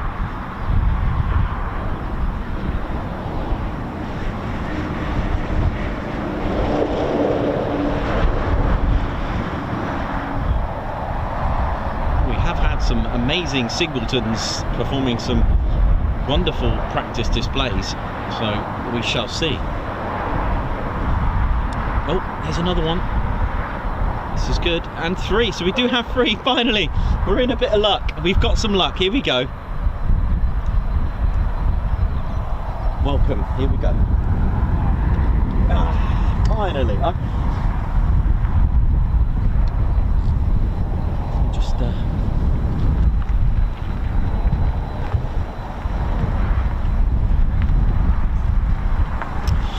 well, you're watching the Ted Coningsby channel. We have finally got the Reds out, which is nice. Looks like we've got 3.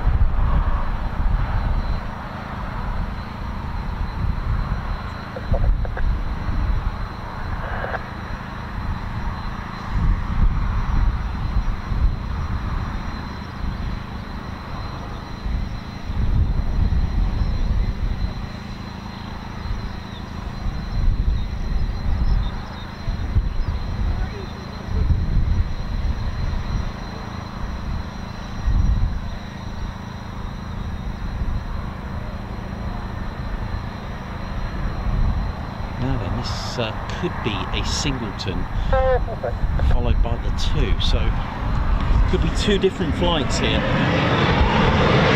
we go, wrap them up.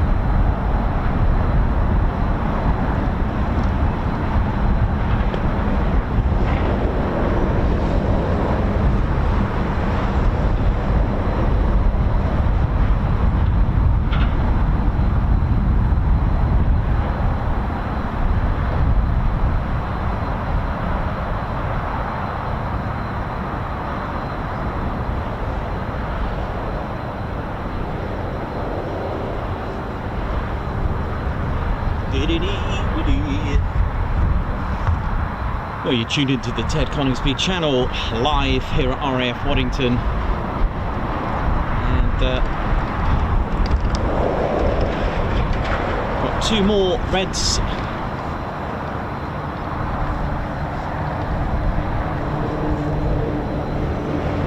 for departure.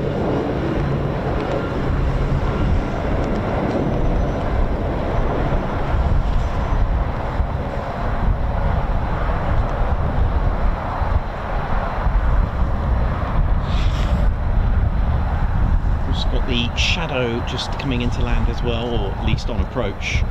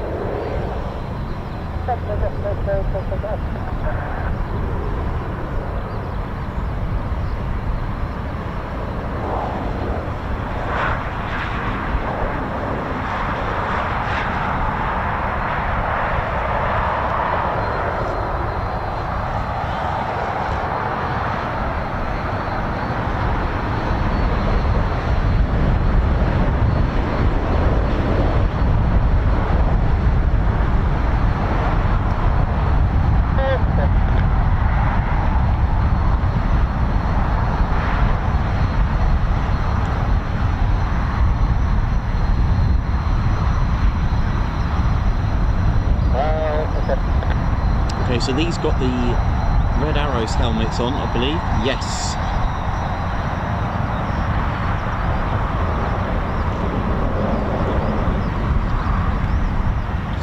So if it is 6 and 7, that's our Synchro pair, but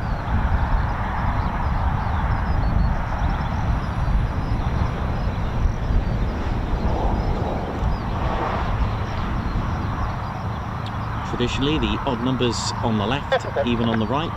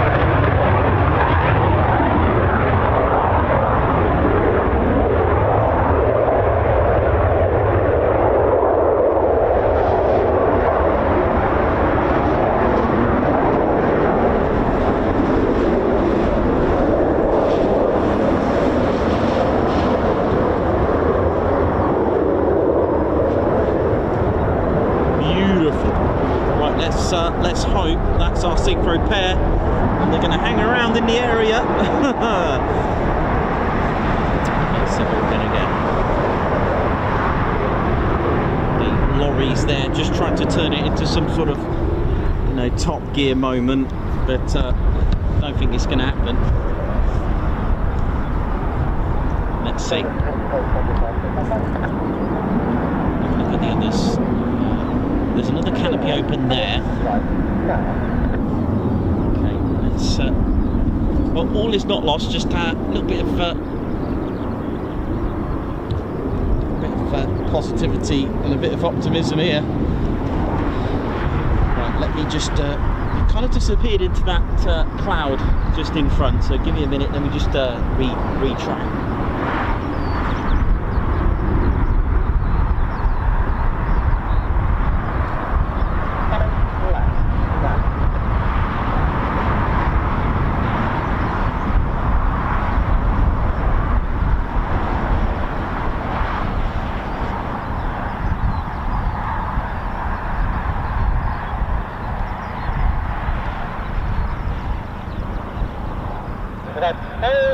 From the south.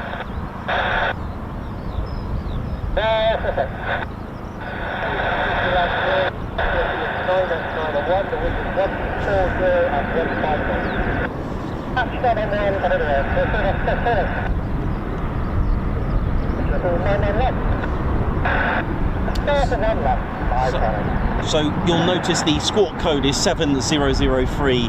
That is a designated unique squawk code to the Red Arrows only for their display, 7003. Everyone else is 7004 for display. So the Typhoon,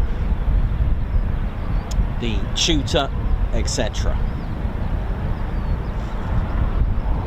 Okay,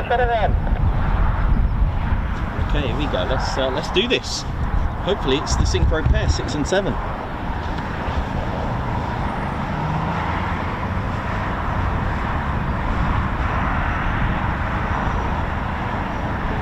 But only they can tell. But look at this. Here we go.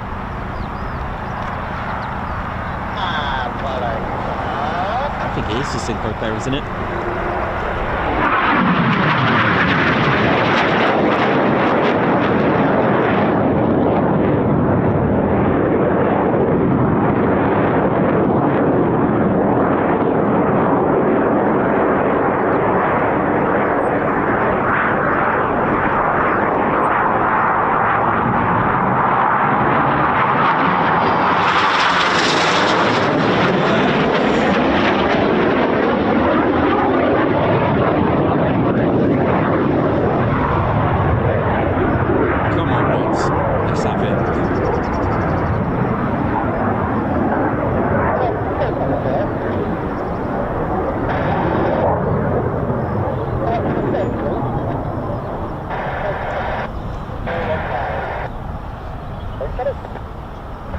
Let me just get into my position as well. It's been a while.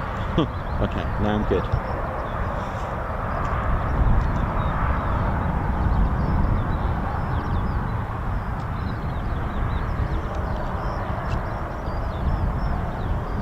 You're tuned in to the Ted Coningsby channel. Welcome to the show.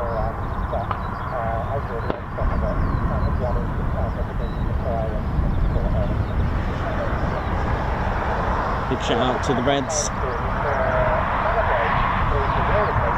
Yep, it is the synchro pair, I believe. They're going to do a Hannah break, roller coaster. It's synchro pair time. Get ready.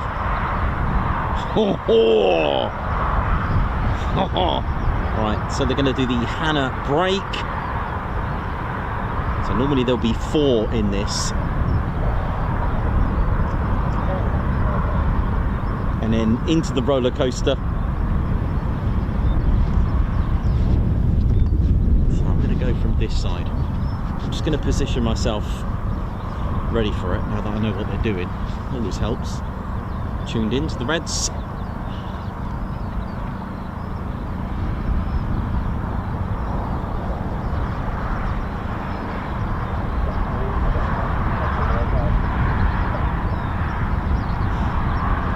That, but they're going to reposition due to the clouds.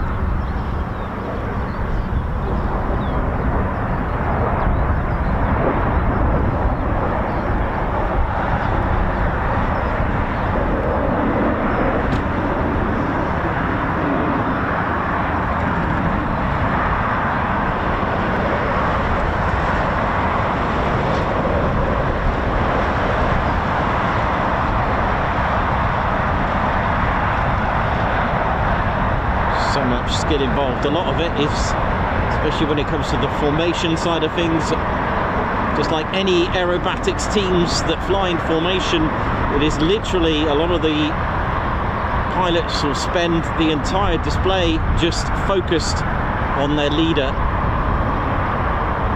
If the leader gets it wrong, everyone else gets it wrong. Trust and sound as well by ear, the instructions.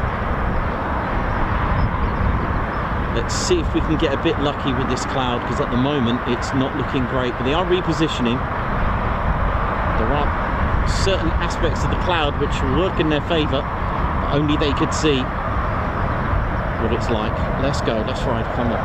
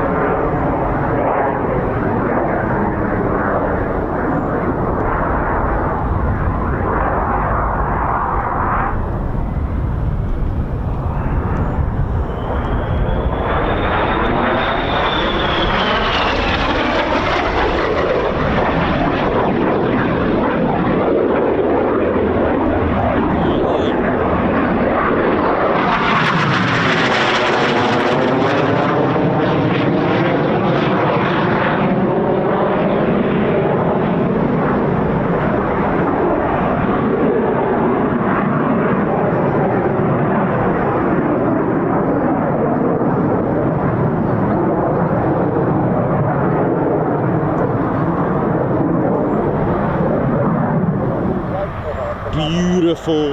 The adrenaline is pumping, and fair play to working in this. Now normally they'd cross over by here and it looks quite impressive, not that it ever doesn't, but I think they have to be.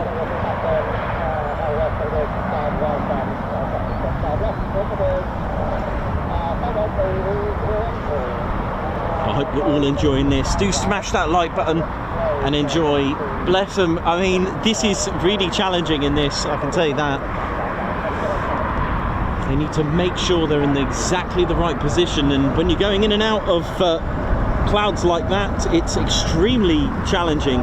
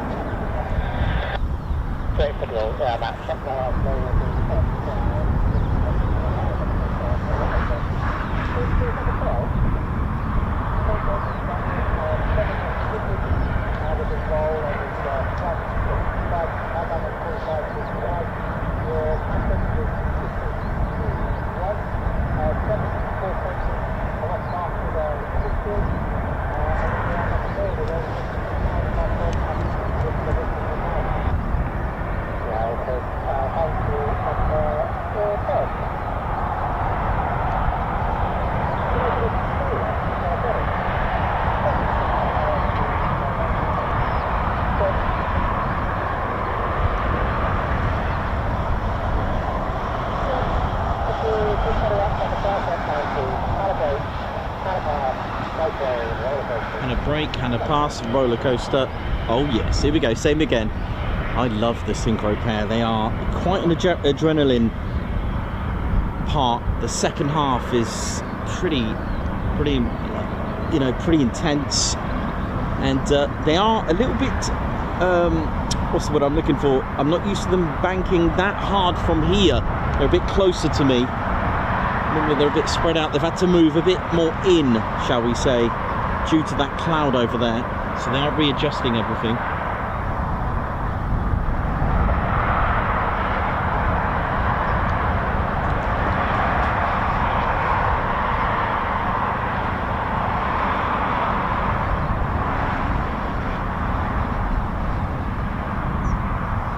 Your guess is as good as mine where they are at the moment. So I think that's them down there. Yeah, it is. Here we go. Smoke on go.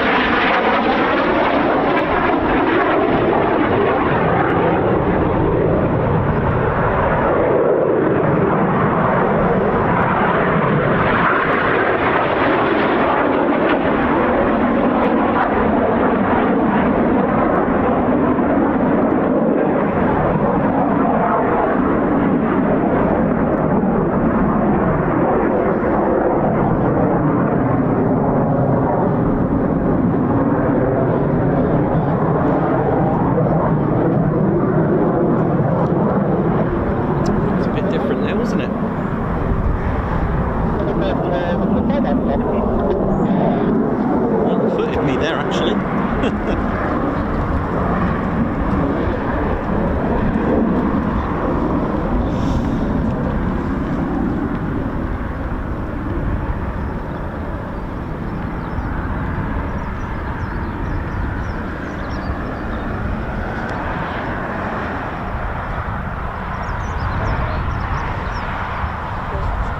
this is Reds 6 and 7.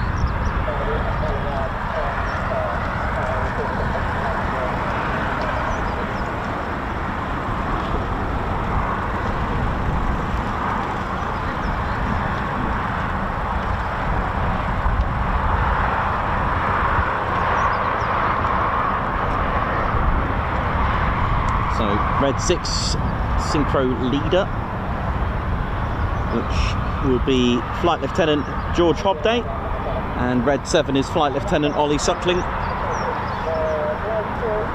And to be a Red Arrows pilot, you're going to need 3 things as a minimum. One being 1,500 hours of flying time. You would also have to have had 1 operational tour as well as being actually classed as being above average as a pilot as well. And you'll get that season for 3 years. To be a squadron leader, sorry, to be Red 1, you'll need to would have completed 3 years.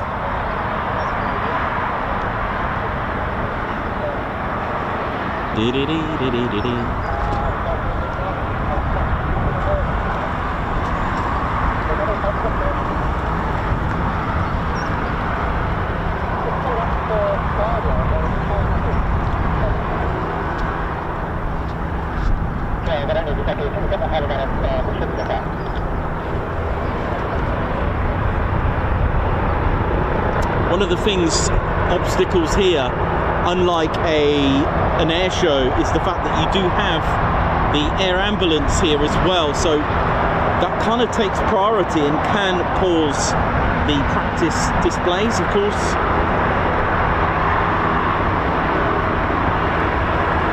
The Lynx, Northamptonshire air ambulance, and fire rescue as well here. So big shout out to the rescue teams and air ambulance.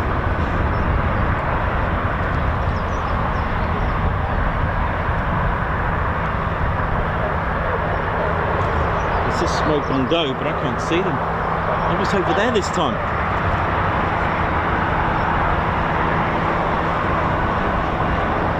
I do apologise for that.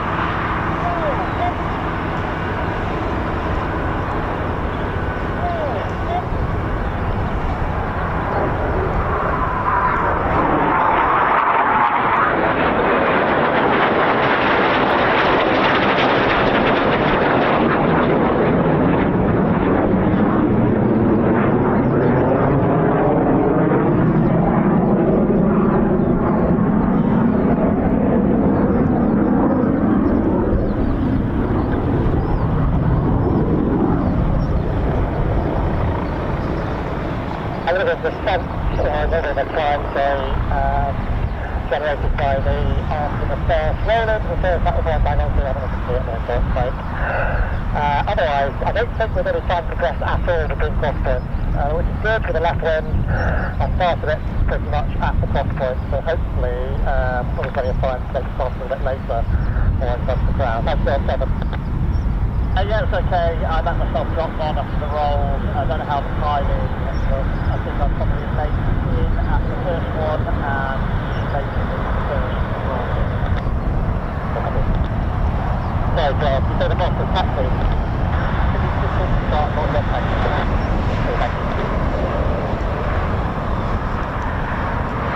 Setting up the same step. Up to 712.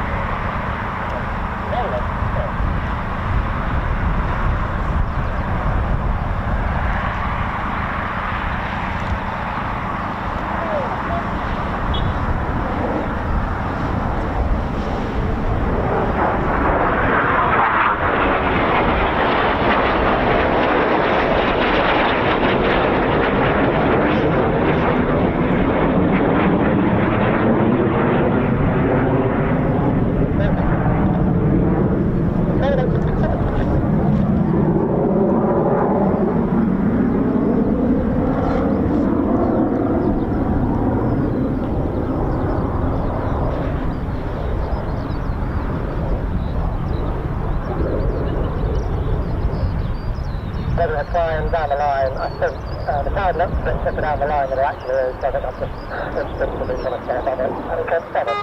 That felt like a nice word, late was much better. A bit of work to do, I think, on the timing, but we'll get things back on track.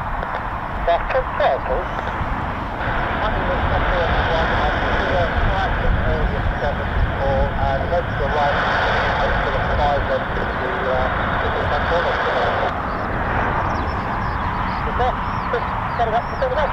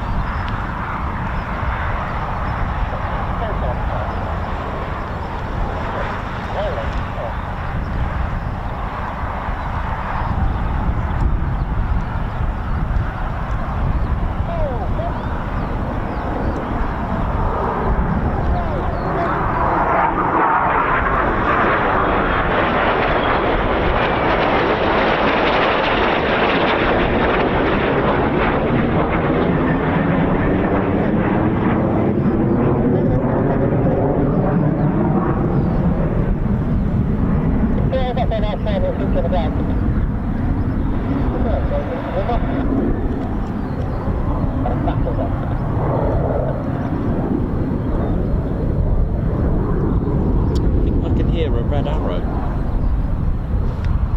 You can hear 2.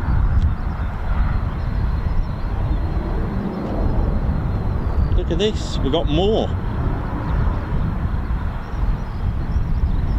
They haven't really had a chance to get a lot of practice in, you know. And yes, last week as well, the Typhoon display never got to practice either.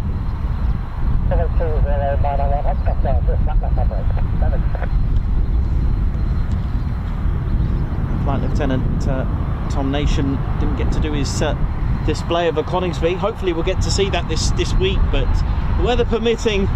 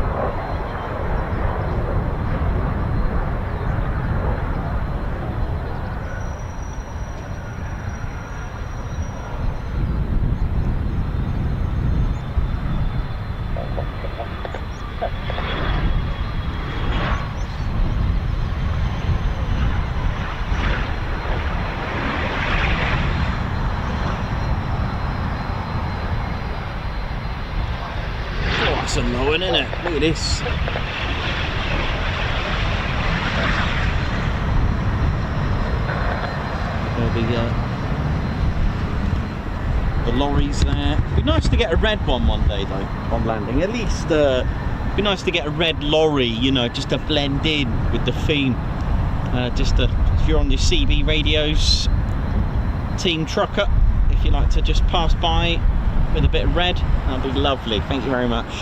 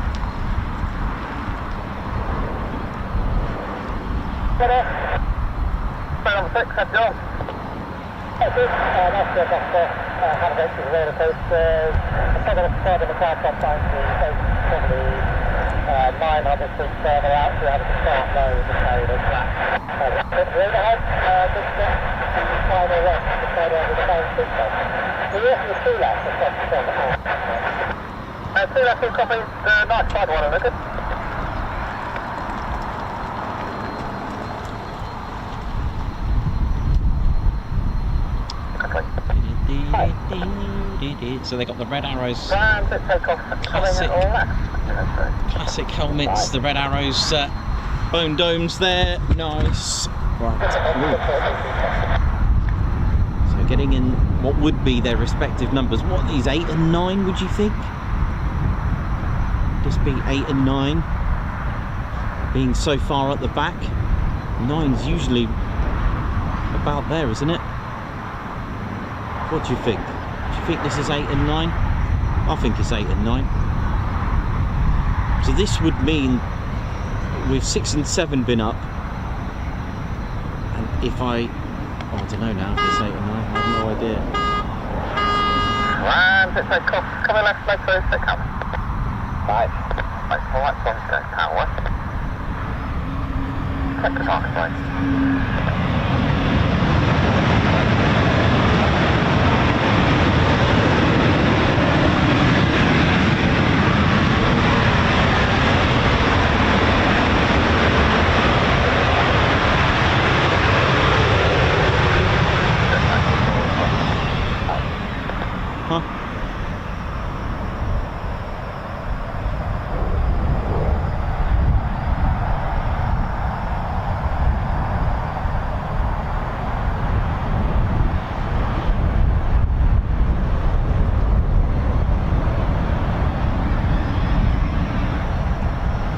Our red lorry, thank you very much to F&N or F&W, whatever that said.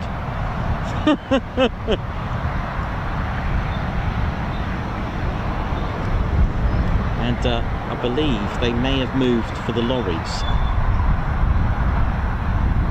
That blue one needs to just stay about there, please. Thank you very much. That was very nice there.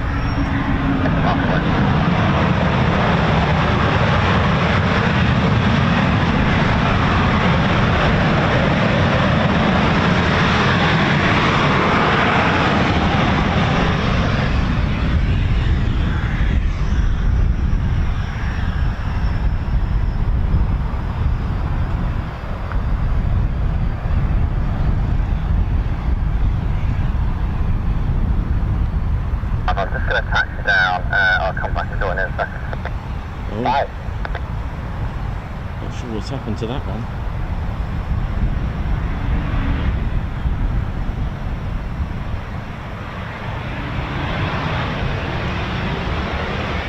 So the red there said that they're going to just taxi back in a moment. Something's obviously up with it. In the meantime, now you can see on the smoke pod the very front cone, like I said, it actually opens out, and there'll be 3 portholes in there to fill the smoke pod with the dye. So you can see that quite well from here.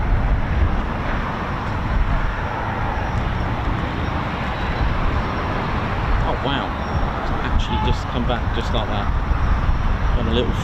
Done a little 180. Look at that.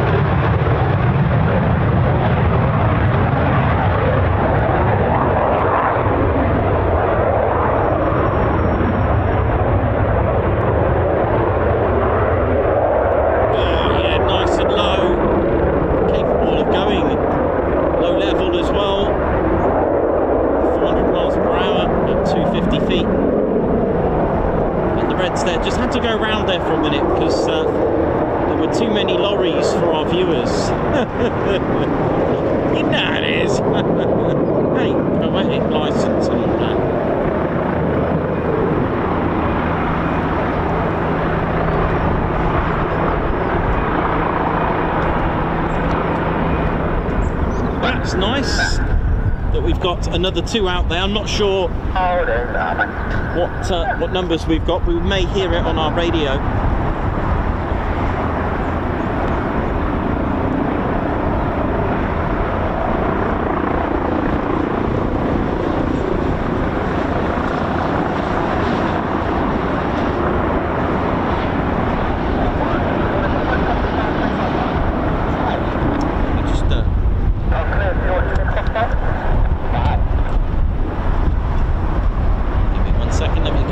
On the main ASP over there for the Reds.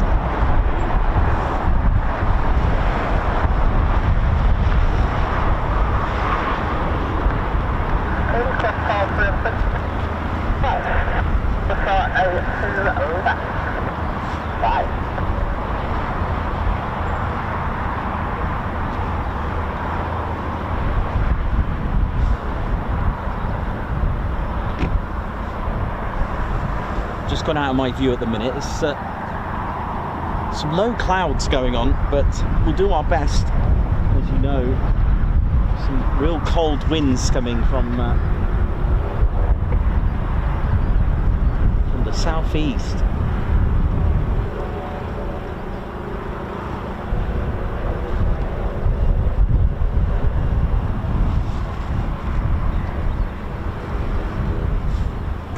Let me see if I can get them now. Yeah, come on, let's do this. Where are you? There's smoke on go, but I can't actually see them at all. Dear. Oh, there they are. Oh, goodness me.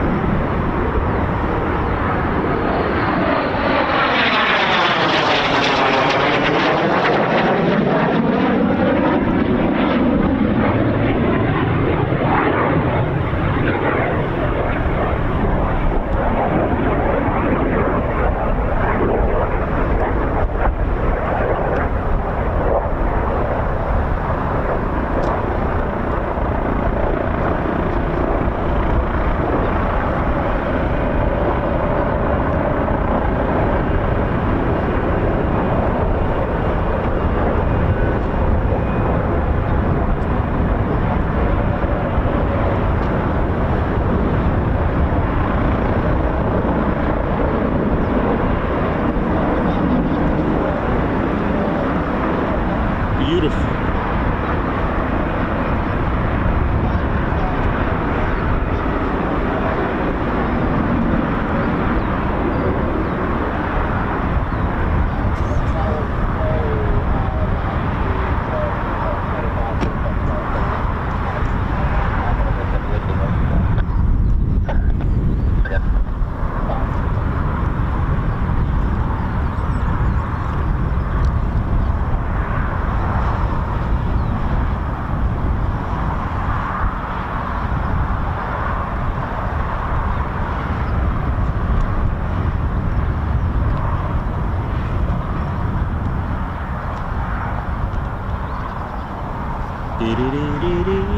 So we've got another 2 red arrows up. I think they're 8 and 9, part of the Hannah.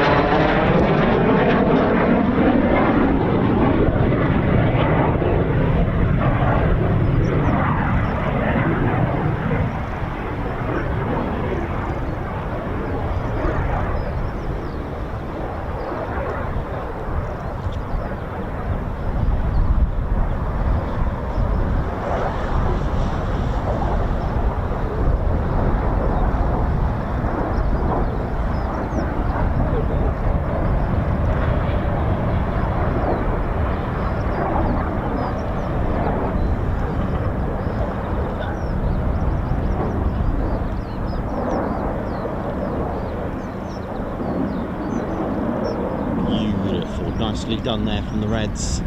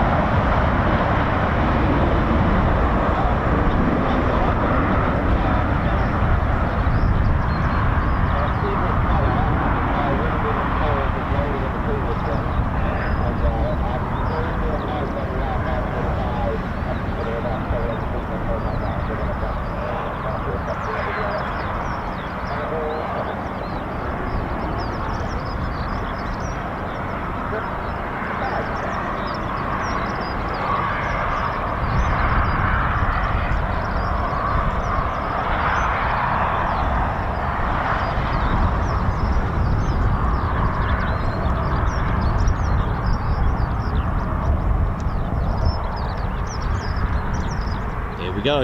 Let's run.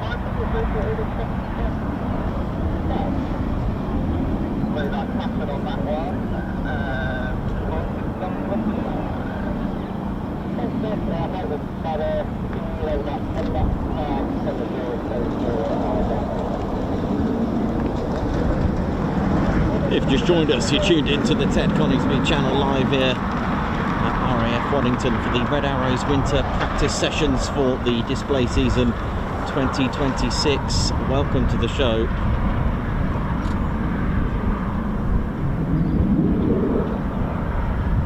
And if you are new to this, they don't practice in their full, they don't do the whole thing, they practice sequence after sequence after sequence over and over again until it's perfect. So you'll have the singleton 2, 3, 4, 5, 6, 7, 8, 9, and they'll work up to the 9 and then put it all together.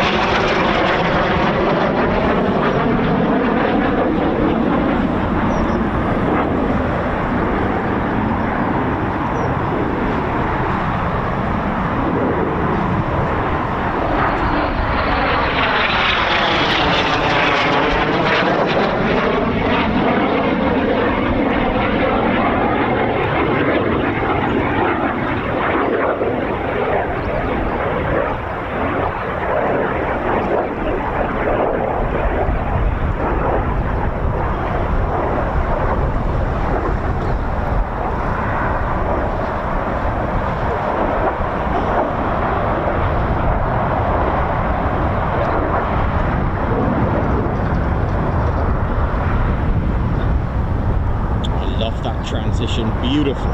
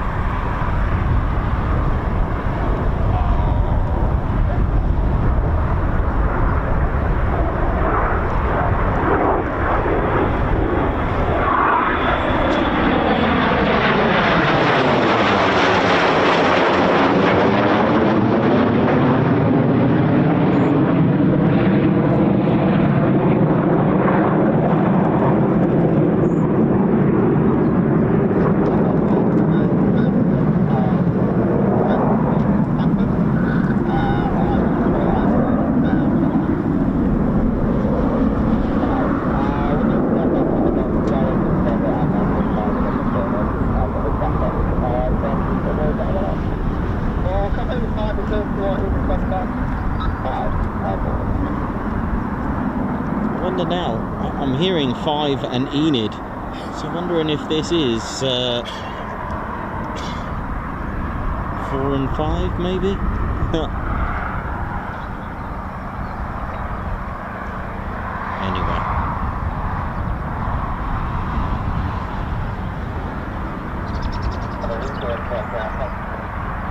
I've been putting the vision a little later on the wonderful local, so I'm practically within about 8 months of the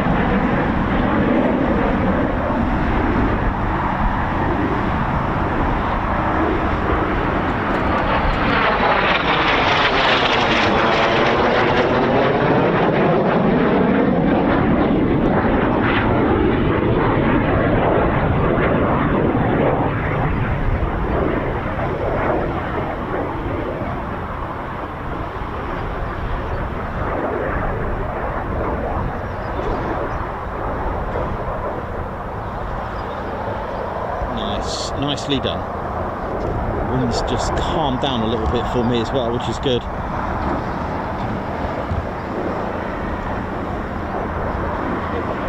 It's lower than a mower down there, isn't it? Look at this.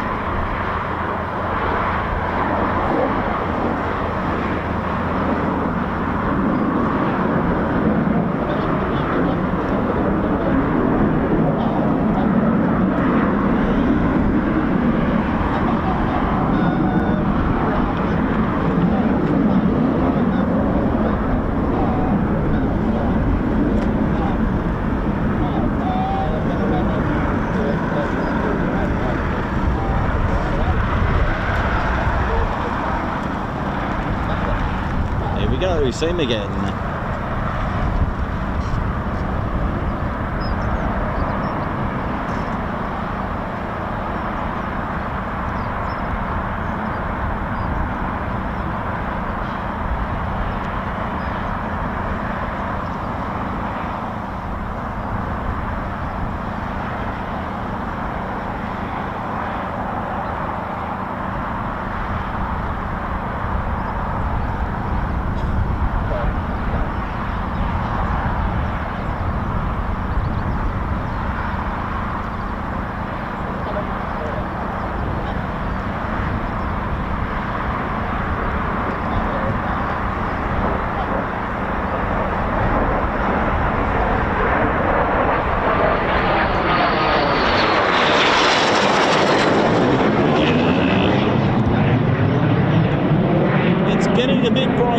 Which is good.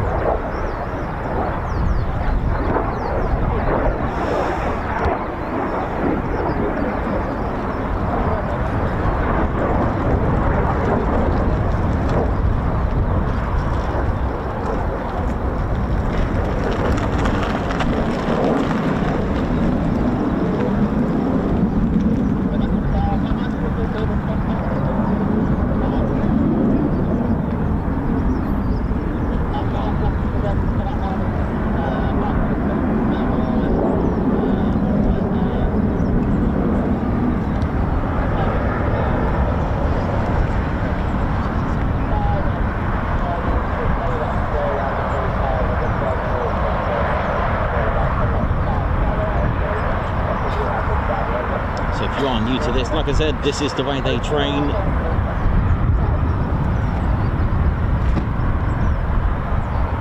Those that are new, they won't just go straight into a 9 and just do the whole display. There's so many aspects and so many sequences and maneuvers. This one being practiced over and over and over again until perfection.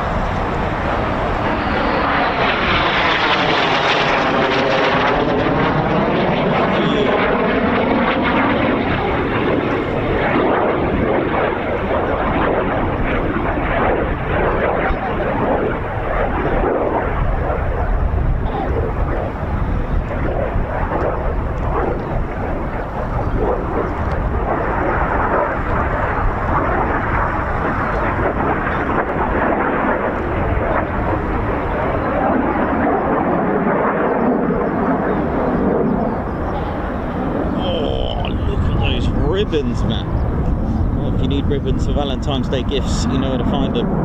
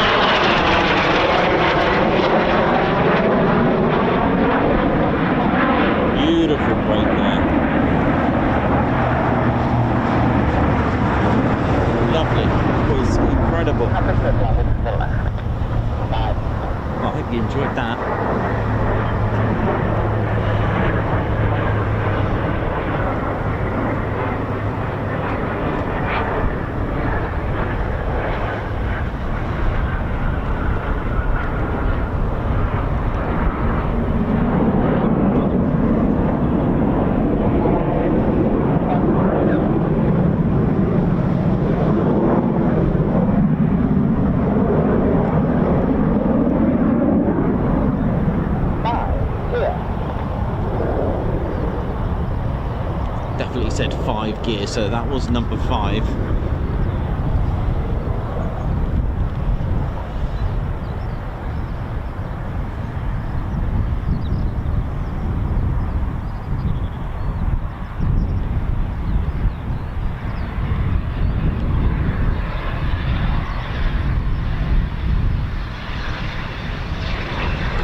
Looks good in the sun, doesn't it?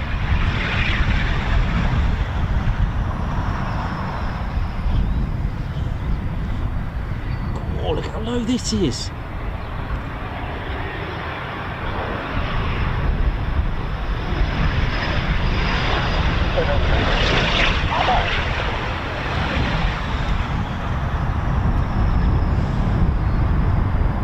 Beautiful.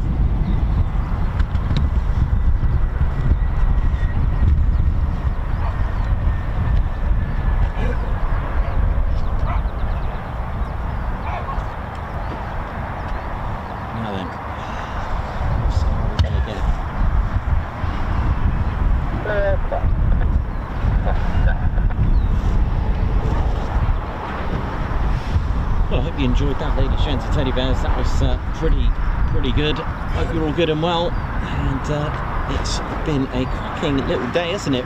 Patience is definitely something that we all need here when it comes to the any military aviation. So, hi, you all right? Hey, man. How's it going?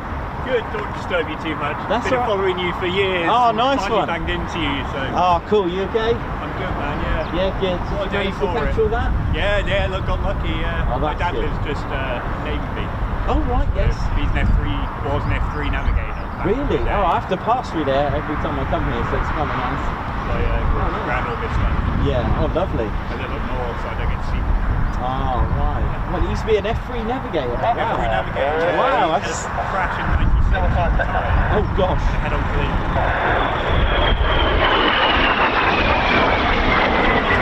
Alright, buddy, no worries. And if that was our singleton there that just sneaked in. They've been trying it all day, these Red Arrows.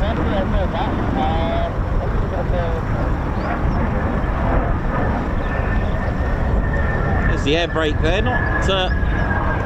do you know, when I've been doing this, I didn't even know they had an air brake under there.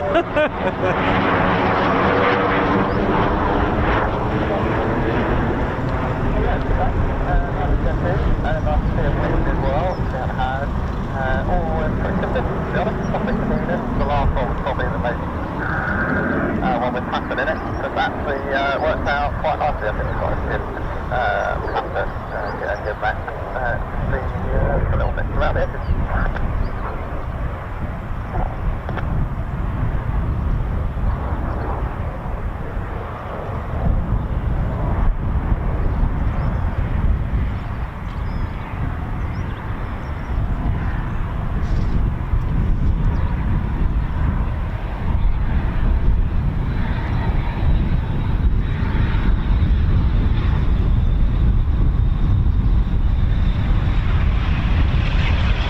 Probably the one that went out on its own prior to the two. You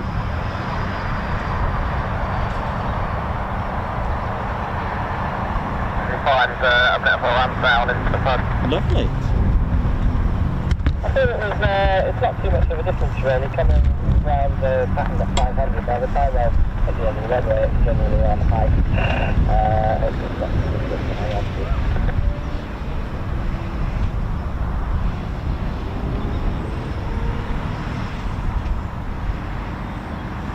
Well, a nice interval there of almost non-stop red arrows, which has been all good. There's our Squadron Leader, Ted Coningsby. It's all good. Hope you're all good and well. Welcome to the show, and I hope you all enjoyed the practice session there. It was quite spectacular, really. Kev Howard, how you doing, man? Thanks for the super 15 months.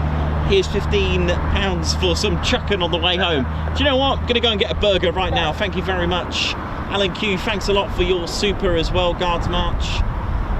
Kev Howard, member for 15 months. Oh yeah, thank you very much for your 15-month service, Guards March. Wendy Loves Planes. Wendy Loves Planes, high five. Guards March, thank you for joining the Ted Coningsby Squadron. Guards March, thank you for joining us as a member. Colin Patterson, a little help for tea, salmon and fuel. Keep up the great work. Oh, thank you very much. A Guards March to you. Belly Bobcat, thanks for the super. Guards March.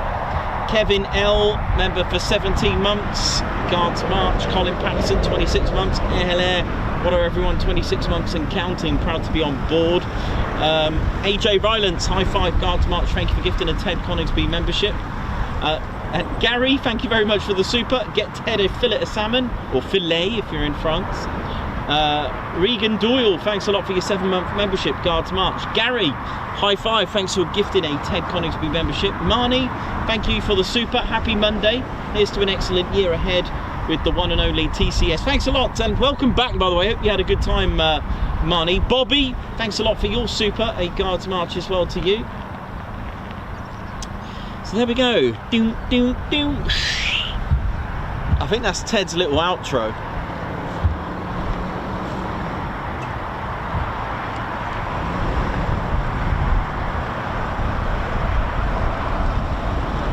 So that's our Reds back. Just go and grab a tasty burger.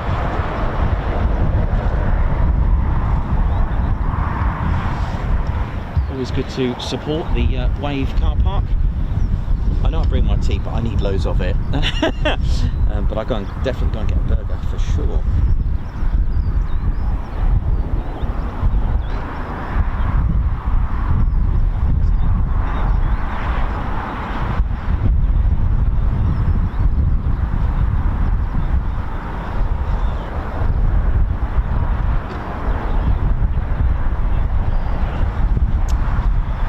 Well, what a great little interval there.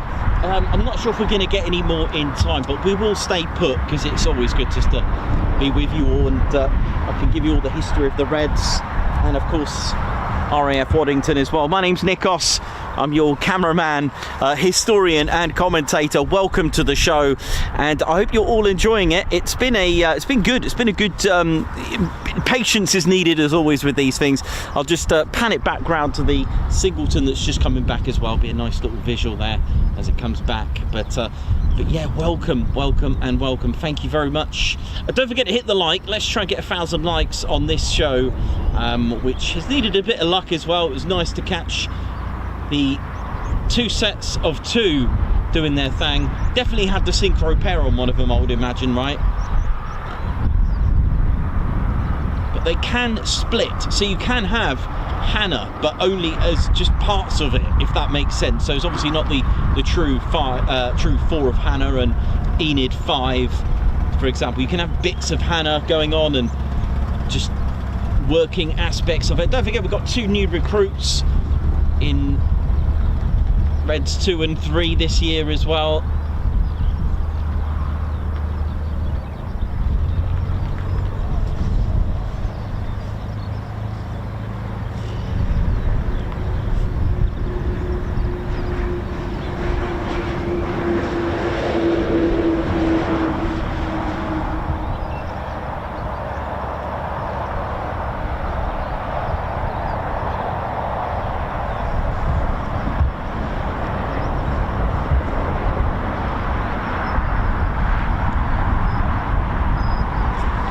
Look at this, beautiful, lovely to have them all back.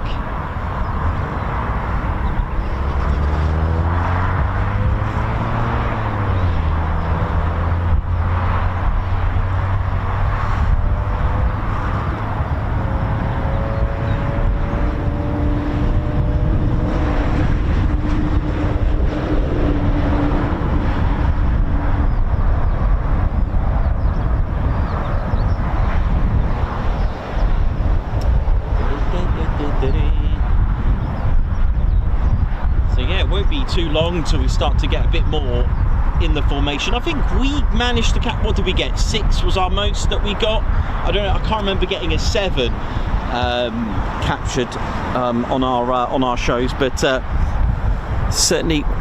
What's that? Just about to talk history, and we got a Phenom from Cranners. So I'll be hanging on yet for a burger. On the overhead there.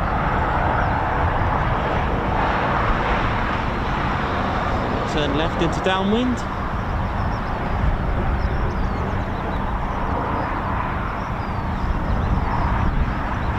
I'll let the sun deal with that for a minute. I think we're going to get a burger, Ted, yet. We're going to have to wait. That's fine. We can wait. Tea can't though, I'm going to have to go and get my tea.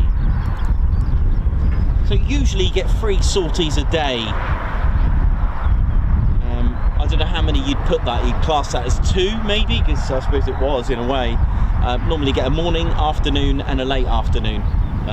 But it looks like we kind of had 2, one after the other due to the bad weather. They do need a bit of catching up due to the really horrible weather we've had in the past few weeks, months even.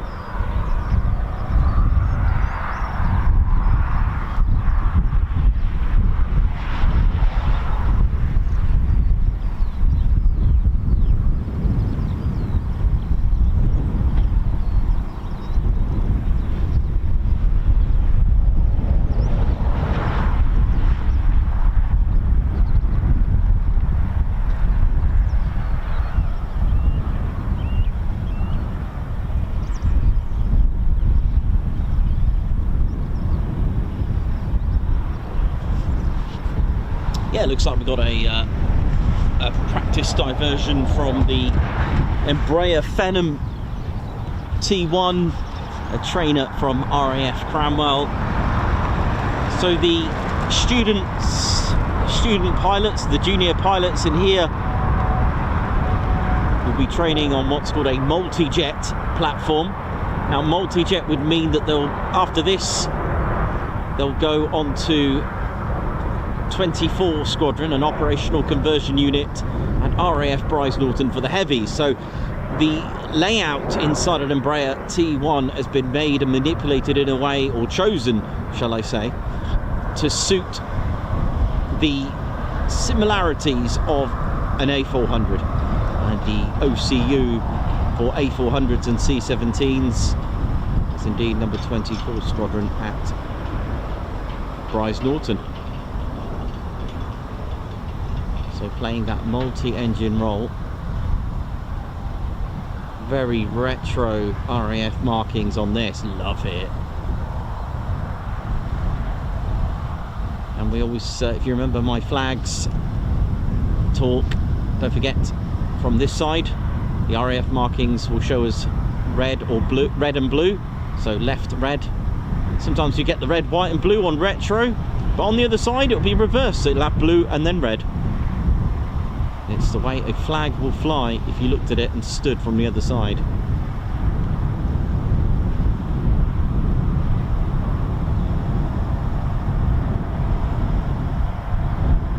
Flags do have specific rules and traditions.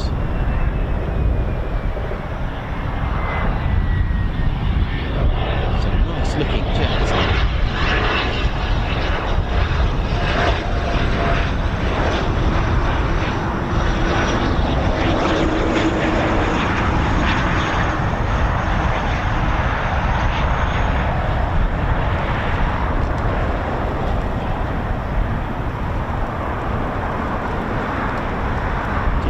Me of the Dominie as well, and the Jetstream, but definitely the Dominie.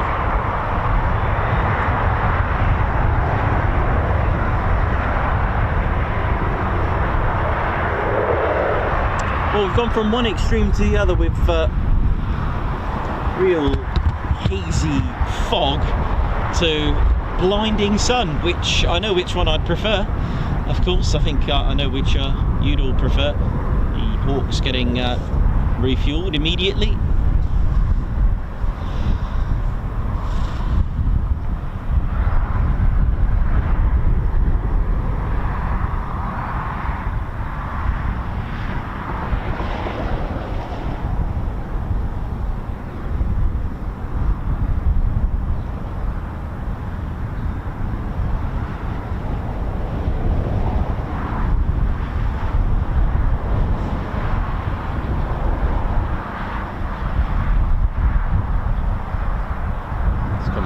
For another go.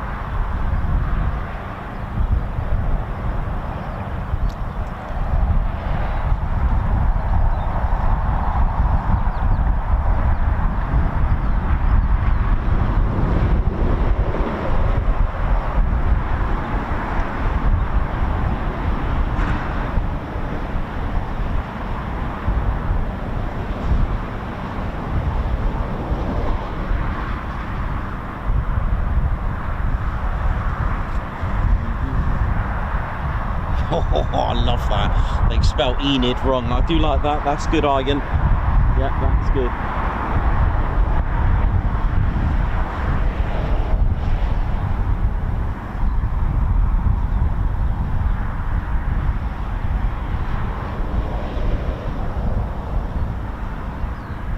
So it's just coming back round again now. So yeah, the Embraer Phenom T1, a training multi-jet. Flies with 45 Squadron.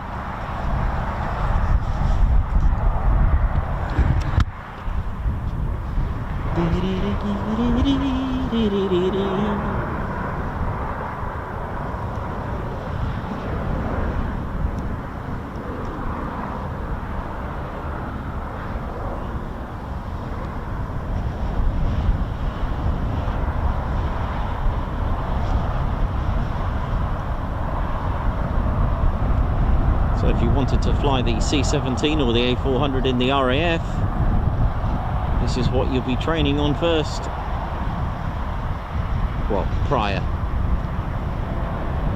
You'll start off with the tutor and prefect before this.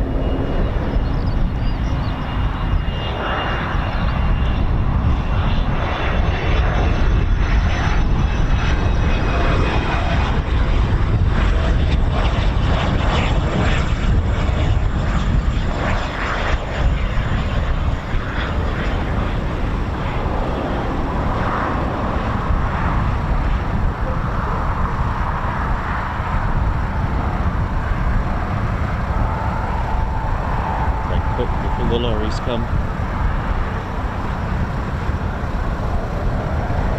Good well, no lorries. No lorries. Yeah. Oh, this one's cheating, look. It's carrying supplies.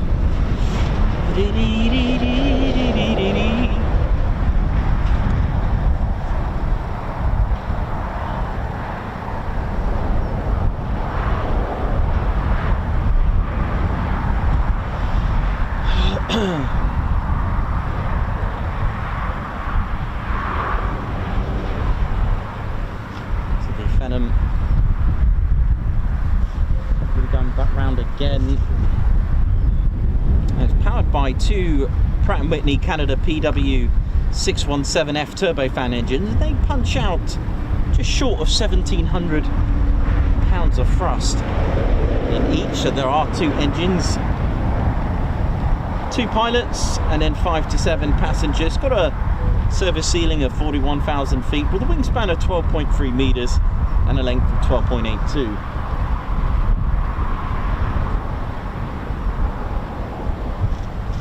Let's have a look if it's coming back round again. I'll just double check. It is indeed.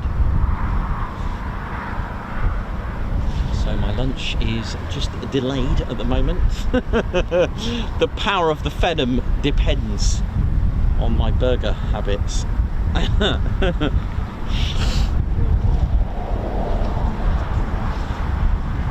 The Phenom flying with 45 Squadron.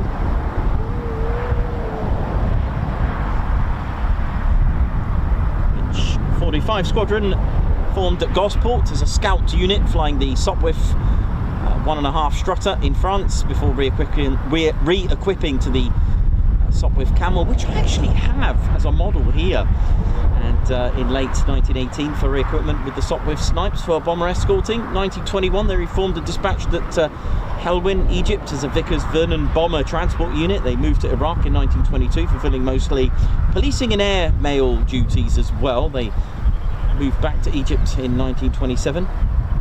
And in 1927 they reformed on the Airco DH-9A Heliopolis, subsequently flew the Fairy 3F from 1929. They've flown the Hawker Hart, Vickers Vincent, Vickers Wellesley. Now that's a good aircraft. And by the way, for your info, anything Vickers beginning with a W, so Warwick, Windsor, Wellington, Wellesley, that would have had a geodetic airframe for those interested.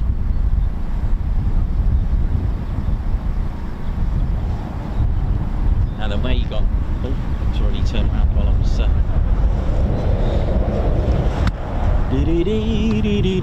So they've had a number of aircraft. I believe they also flew the Mosquito as well.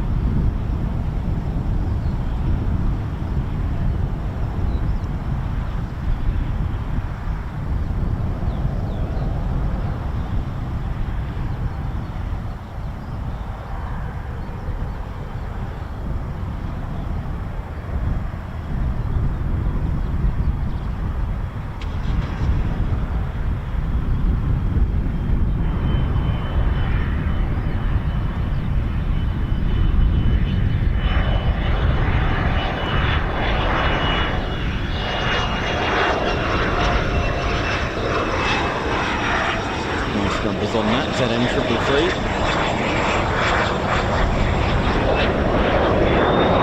Oh, listen to that.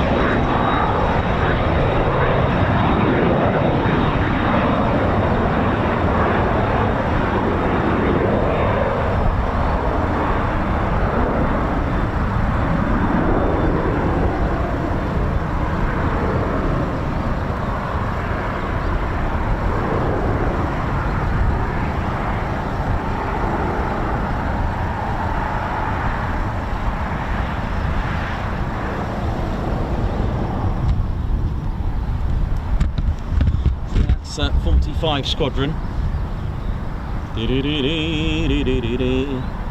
And they were re-equipped with the Mosquito, I think, in 1942.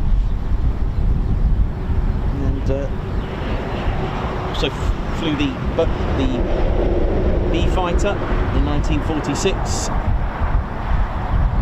Spent a lot of time in the Far East, in Asia, 1955, relocated to Malaysia for training the Gloucester Meteor and the de Havilland Vampire classics. 1957, they returned to Singapore and re-equipped with the English Electric Canberra and the de Havilland Phenom. 2 years later, back to Singapore, re-equipped with the English Electric Canberra B2s. Although they disbanded in 1970, 2 years later they reformed at RAF West Raynham in Norfolk. That's a station we don't often mention, do we? RAF Raynham. And, they were a ground attack training unit on the Hunter FGA-9s. They disbanded in 76 but came back in 1984 as a 45 Reserve Squadron, the Tornado Weapons Conversion Unit at Waddington, and then later renumbered to 15 Reserve Squadron in 92. But they then were a multi-engine training squadron flying the Handley Page Jetstream at Cranwell, and then finally redesignated back to 45 but as a Reserve Squadron. And then 2003 re-equipped with the Beechcraft King Air, and then 3 years later the removal of the reserve status and redesignated as 45 Squadron. And while at Cranwell since 92, they were re-equipped with the Phenom in 2018. Now where's this going? Has it turned around already? Yes it has, here we go, back to the Phenom. Cranwell not too far away from here, for those that know the history as well of my talks at especially Coningsby. I always mention World War II, a station was no more than around, on average, 7 miles between another station. It's quite impressive. So Cranwell, Waddington. We've also got Colby Green, the remains of the control tower is still there, but sadly it's on private land. Metheringham, not far. Coningsby, not far. A couple of satellite stations beginning. There was one beginning with L. Totally forgot the name of it. But there we go.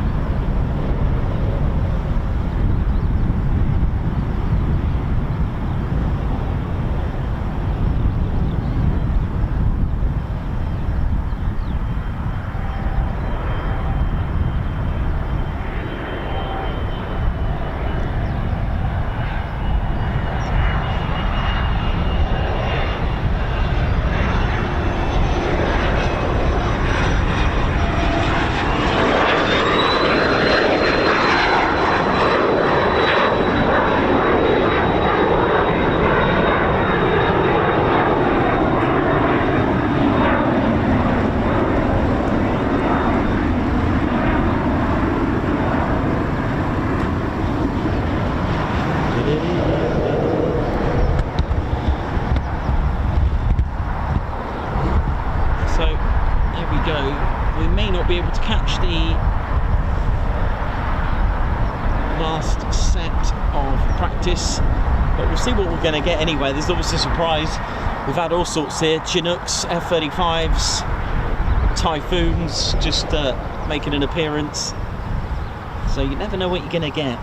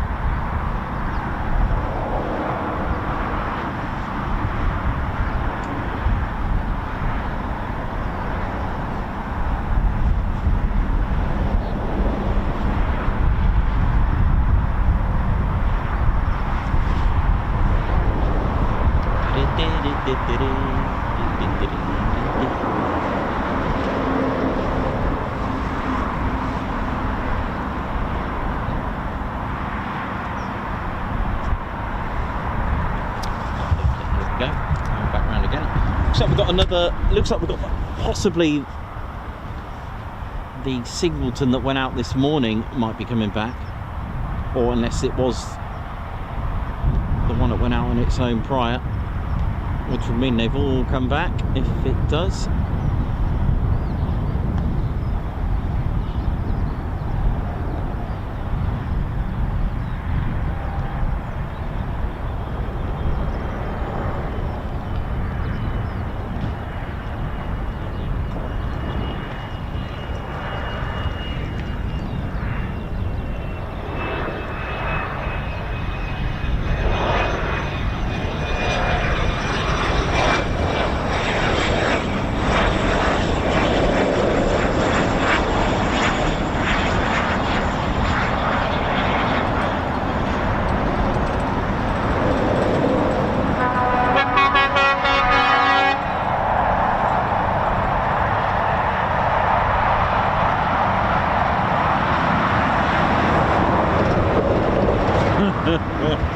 Love it.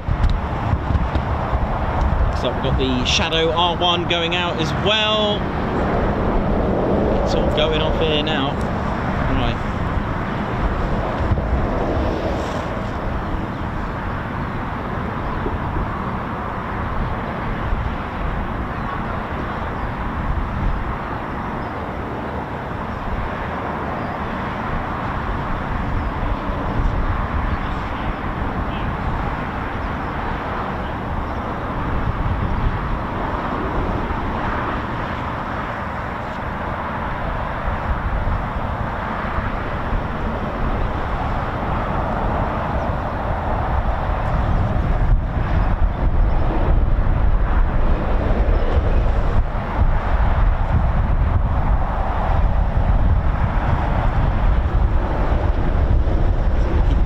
Solor Red Arrow. Yeah, looks like it's turning now on long final. Phenom also somewhere not too far away.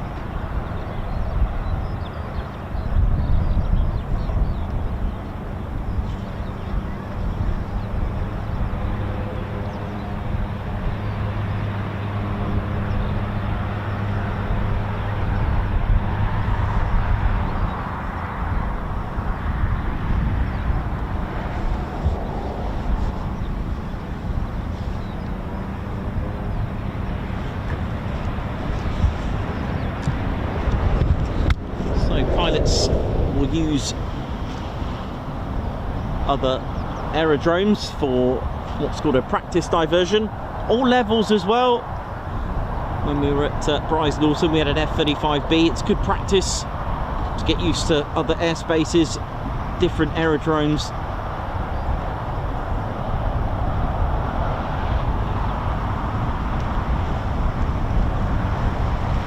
So it's part of the training for, especially for the early stages of the Royal Air Force pilot's career, to carry out practice diversions around the country.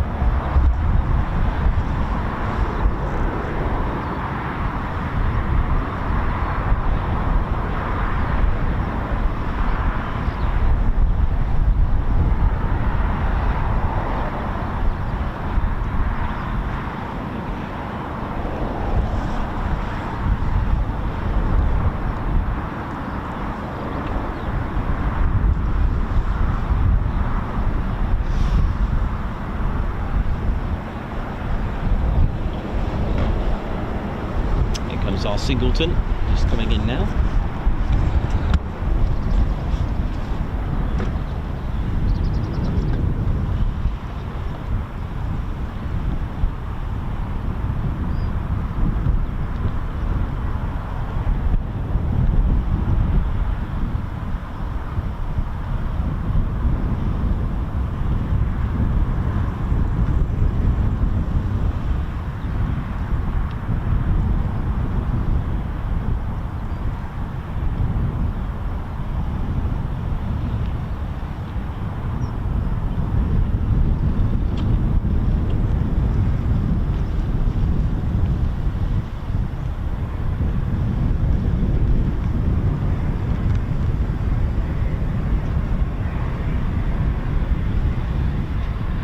Looks so good, doesn't it, in the blue skies.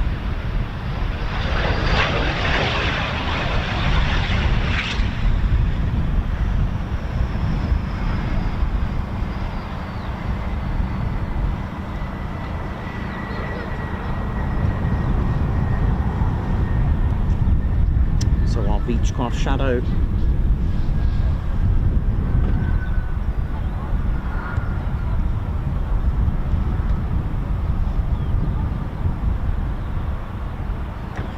two Pratt & Whitney masterpieces, PT6 engine, reverse flow, which for those that know the show well will know all about that.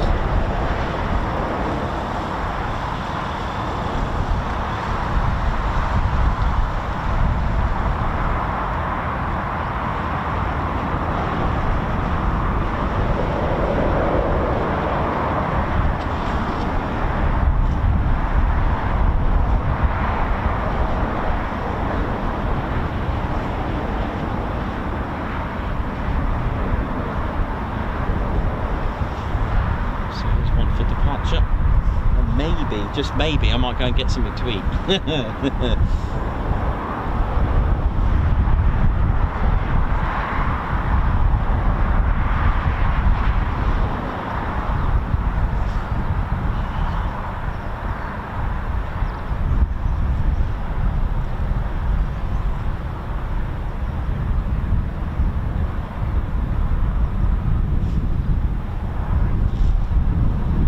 Hasn't been too bad, the weather.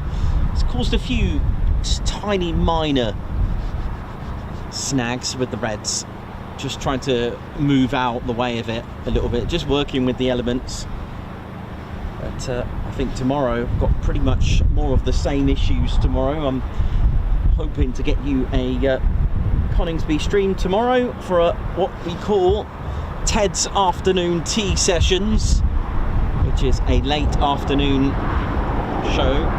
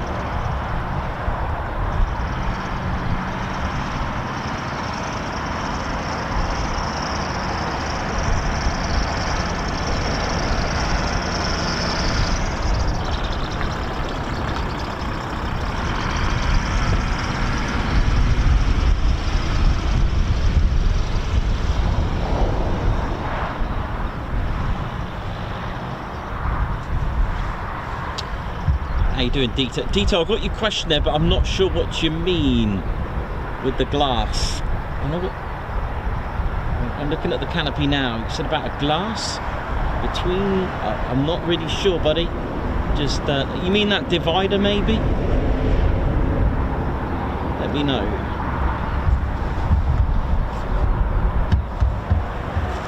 I'll do my best to answer the questions.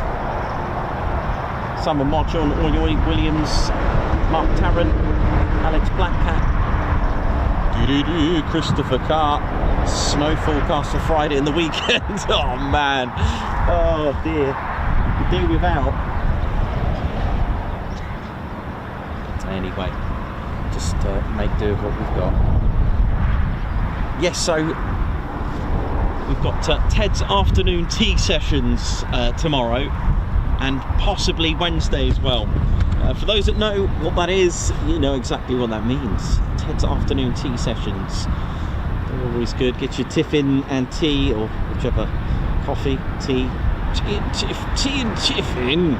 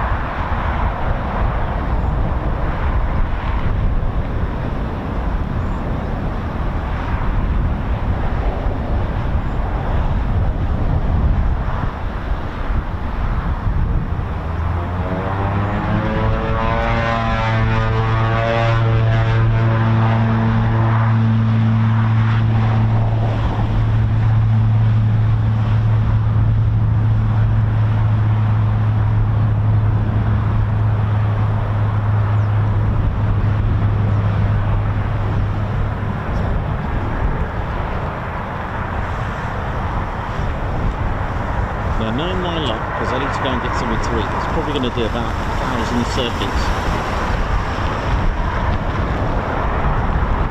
Right, I'll let that go for a minute. Let me go and let me at least go and grab a cup of tea, and if it goes out, then I'll go and quickly go and get some food. Right, what's going on here? That's the one to come back. I'll be right back. Hang on.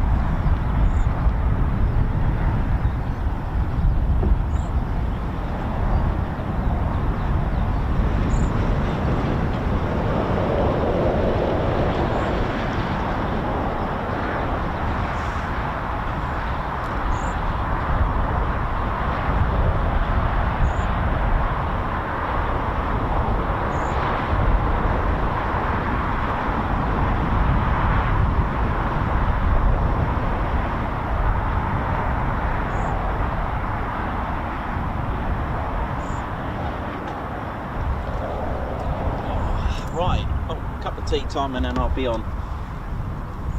Been a good fun day actually. What's that Red Arrow doing?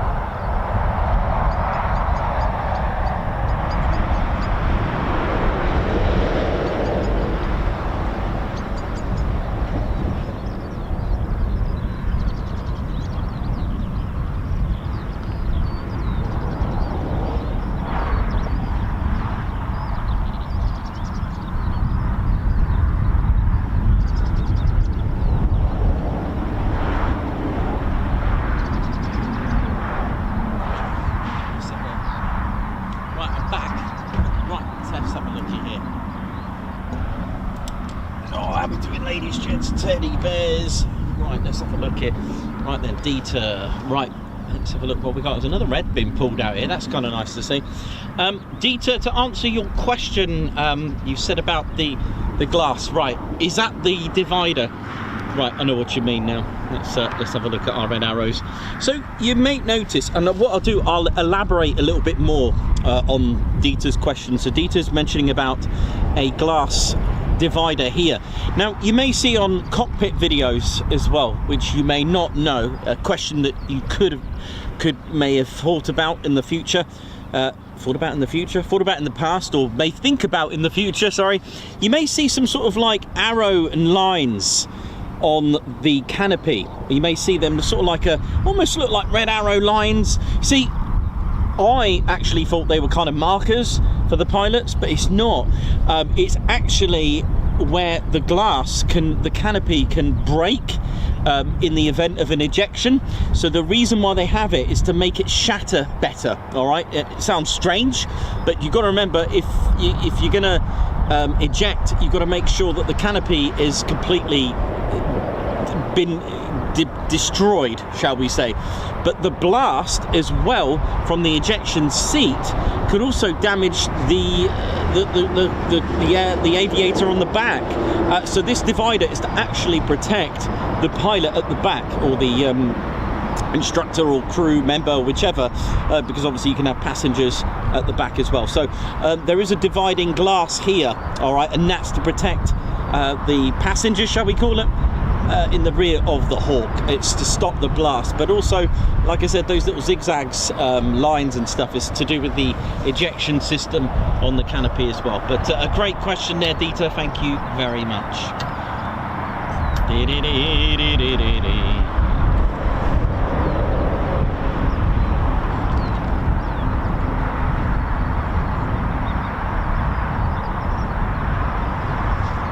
Actually, that said, I might have a better model.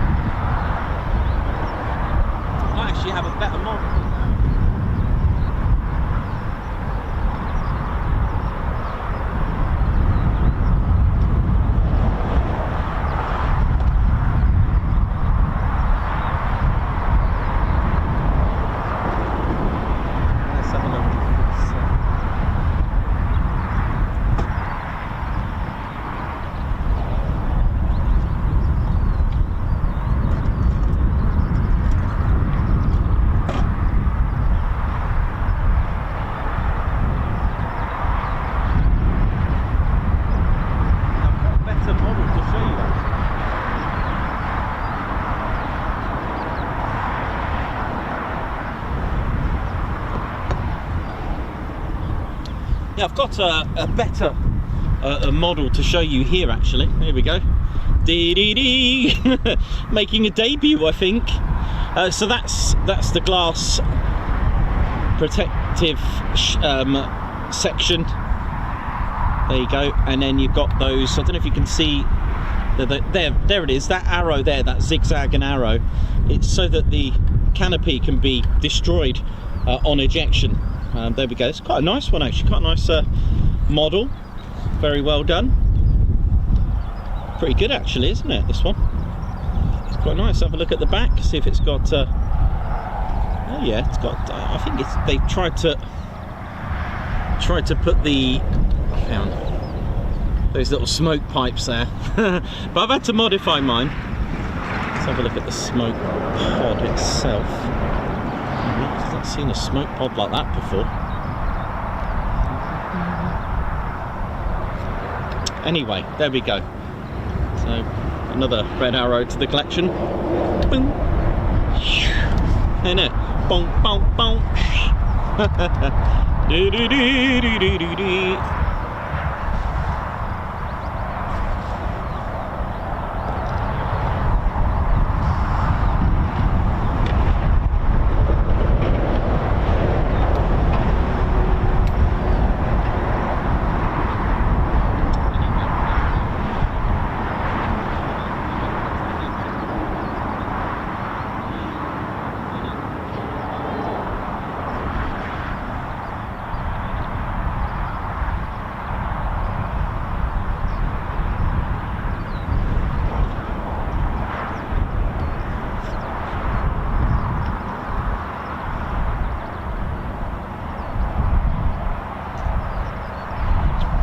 Doing, ladies, gents and teddy bears. Hope we're all good and well. Yeah, not sure if we're going to get, as I say that, is another Beechcraft Shadow approach.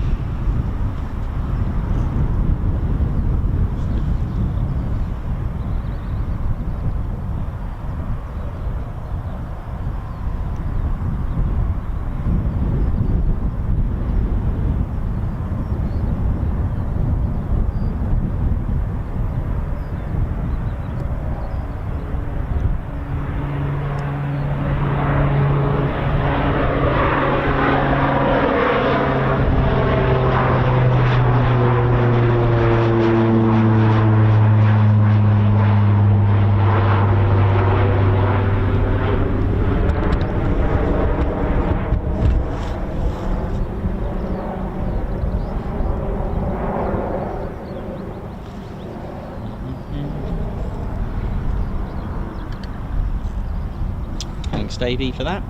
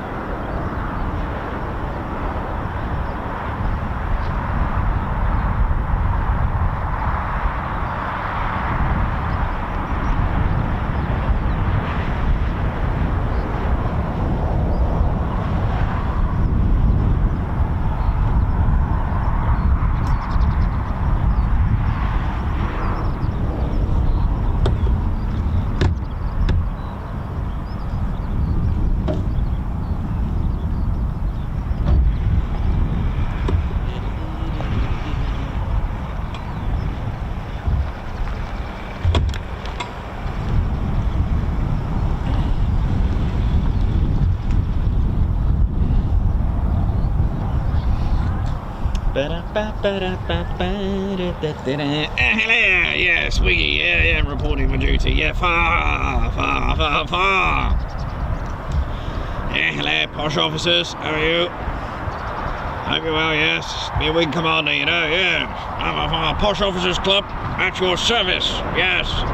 Hey, all right, how are we doing wrong there now? What are you doing here, Reginald? Oh, doing me perimeter checks round here now. Watching these pretty little red planes and this lovely looking plane going round. It's got a nice little engine in it. No. Yes, well, it's a Pratt & Whitney, you see, a fine engine. Now watch and learn. Yes, it's got a PT6 from Pratt & Whitney. All right, what can that do there now? It's a reverse flow, a bit like my mind. A reverse flow, well, that sounds a bit backwards there. No. Yes, that's right, because the front of the engine is actually at the back. The front of the engine is at the back there now. So it can go in reverse there now?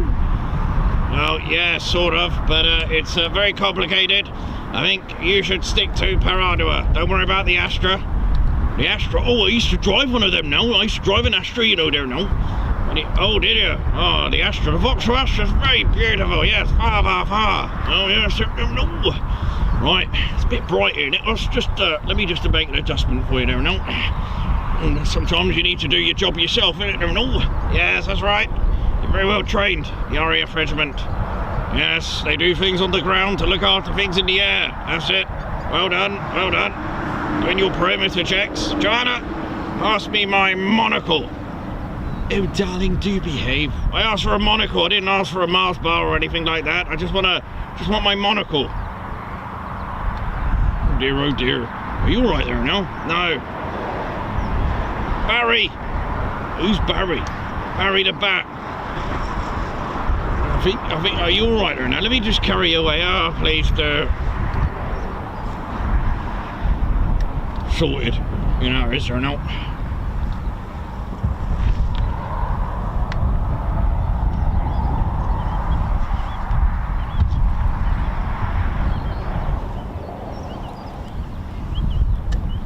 Are you there, Red Ted? How are you? You're looking well. I see you've been flying today.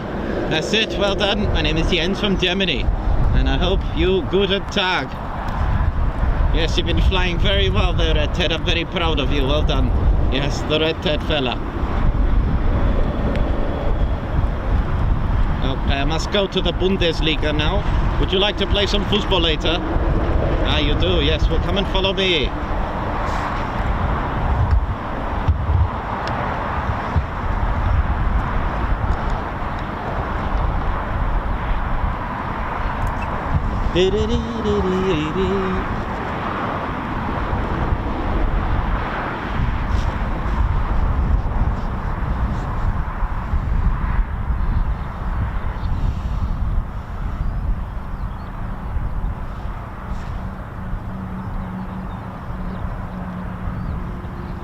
How we're doing, ladies, gents, teddy bears, just having a look, see where the it's gone a little bit out there, so it might come back a little bit later on. Well, it's been fun. It's been a good day. Yes, that's right, that's the word. The MDC, miniature detonation cable. That's the one. Thank you very much for educating me there. Thank you very much. That's the that zigzaggy snake-like arrow to Barry the Bat. I don't know, man. I don't know. You know, none of this is ever rehearsed, man. You know, I don't really come here and go, right, I'm going to do this today, I'm going to talk about that today. It just literally, just out of the blue. It's the way, oh. Honestly, everything is all just literally you know, improvised. That's probably the word. I don't plan anything. Everything is just unrehearsed. Is another classic. It's just the way I've always done it, and it's just fun. And yeah, so one thing, you got the bears. I never rehearse any of that. It just whatever comes out of my head. Sometimes it can come a bit tongue-in-cheek or comes out a little bit wrong, which I do apologise. There has been a few moments, and sometimes I'm there laughing in the background. It's not a case of laughing at my own jokes, it's just laughing at the embarrassment of what I've just done. So yeah, there is a fine line between that. But anyway, welcome to the home of the Red Arrows. And for those who don't know, formation flying has been around since aviation itself. Even on the battlefield, you've got to remember the evolution of aircraft and flight itself, with gliders and gliders into balloons, balloons to gliders, and then aviation itself, 1903, where the Wright brothers pioneered the idea of actually manning a flight but with an engine. All right, that's the difference, because flight has been around for a lot longer than aviation in that respect, if you know what I mean. But I class aviation as something that's got an engine and controlled. All right, controlled and manned. Okay, I suppose in the future they're not going to be manned, are they? But you know what I mean. But anyway, but yeah, you got to remember that. You got to appreciate that as well. And the importance of formation flying has been taking place even during the Second World War. The importance of air shows, the importance of even owning a. Oh, thank you. Someone's picking up. Oh, bless you. Thank you very much. Wingy has been. Thank you. Get off me! Oh dear. You okay? Oh yes. I don't know when it starts.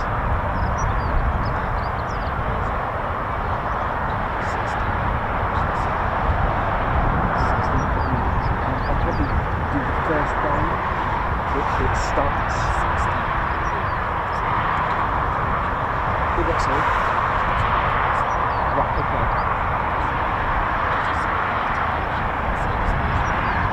That is possible. I'll tell you what I'll do. I'm going to finish up in a bit, and you'll still be here. So I'll pack up and I'll come and.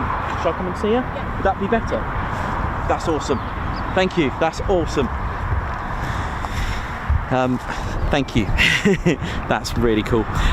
Ladies, gents, teddy bears, how you doing? So yeah, formation flying and even owning a plane. Can you imagine early 1900s, to say 1910, 1911, and for those who don't know, 1912 is when the Royal Flying Corps, 13th of April 1912 is when the Royal Flying Corps, but there were sort of like gentlemen's clubs, you know, with the probably the wrong terminology there, but there were aerodromes for civilian, or shall we say enthusiasts. The Leeming, RAF Leeming for one, the vicinity of Leeming before it became a military airfield was actually, I think it was Londonderry Aerodrome Club or something like that. There was, goodness me, it's been a long time, but there were aerodromes for civilian enthusiasts. But to own a plane, to own a biplane, or to own any form of plane, that must be amazing. Imagine, I mean, not many people had vehicles like cars, yet alone, you know, how amazing that would be. Very, very top hat, prestigious, you know, way of looking at it. But it's these elements that really play a major part, because you've got recruitment, you've got the inspiration, plus in early stages of the First World War, you know, how are you going to recruit? I mean, having air shows wasn't really a big thing then, but I'm going to explain how early air shows were, because the idea of actually showing your plane off, especially the Wright brothers, Glenn Curtis as well, but the Wright brothers were trying to pitch a contract with the US Army as well, which sadly didn't go very well because they killed, there was a bad crash. Luckily one of the Wright brothers survived at Orville, and you know, in that crash it didn't go very well at all. The highest ranking lieutenant I say it lieutenant because it was US, lieutenant we say in Britain, but I tried to match it, was killed in that. So they were like, well, we're not having that. But my point is to do that, you know, the early stages of World War I and having planes flying around and using them for military was very, very new. Okay, and tried to sell that point where you could drop bombs. And I think I've told you before, the very earliest forms of military involvement with biplanes between the noughts and the crosses, think about it, those were the markings, think about it, was actually reconnaissance until the two enemies would cross each other and think, hey, hang on a minute, they'd wave first of all. And I was reading a book about this. They'd wave at each other, obviously one bin from one side, one bin from the other, but then they thought, hang on, that's my enemy.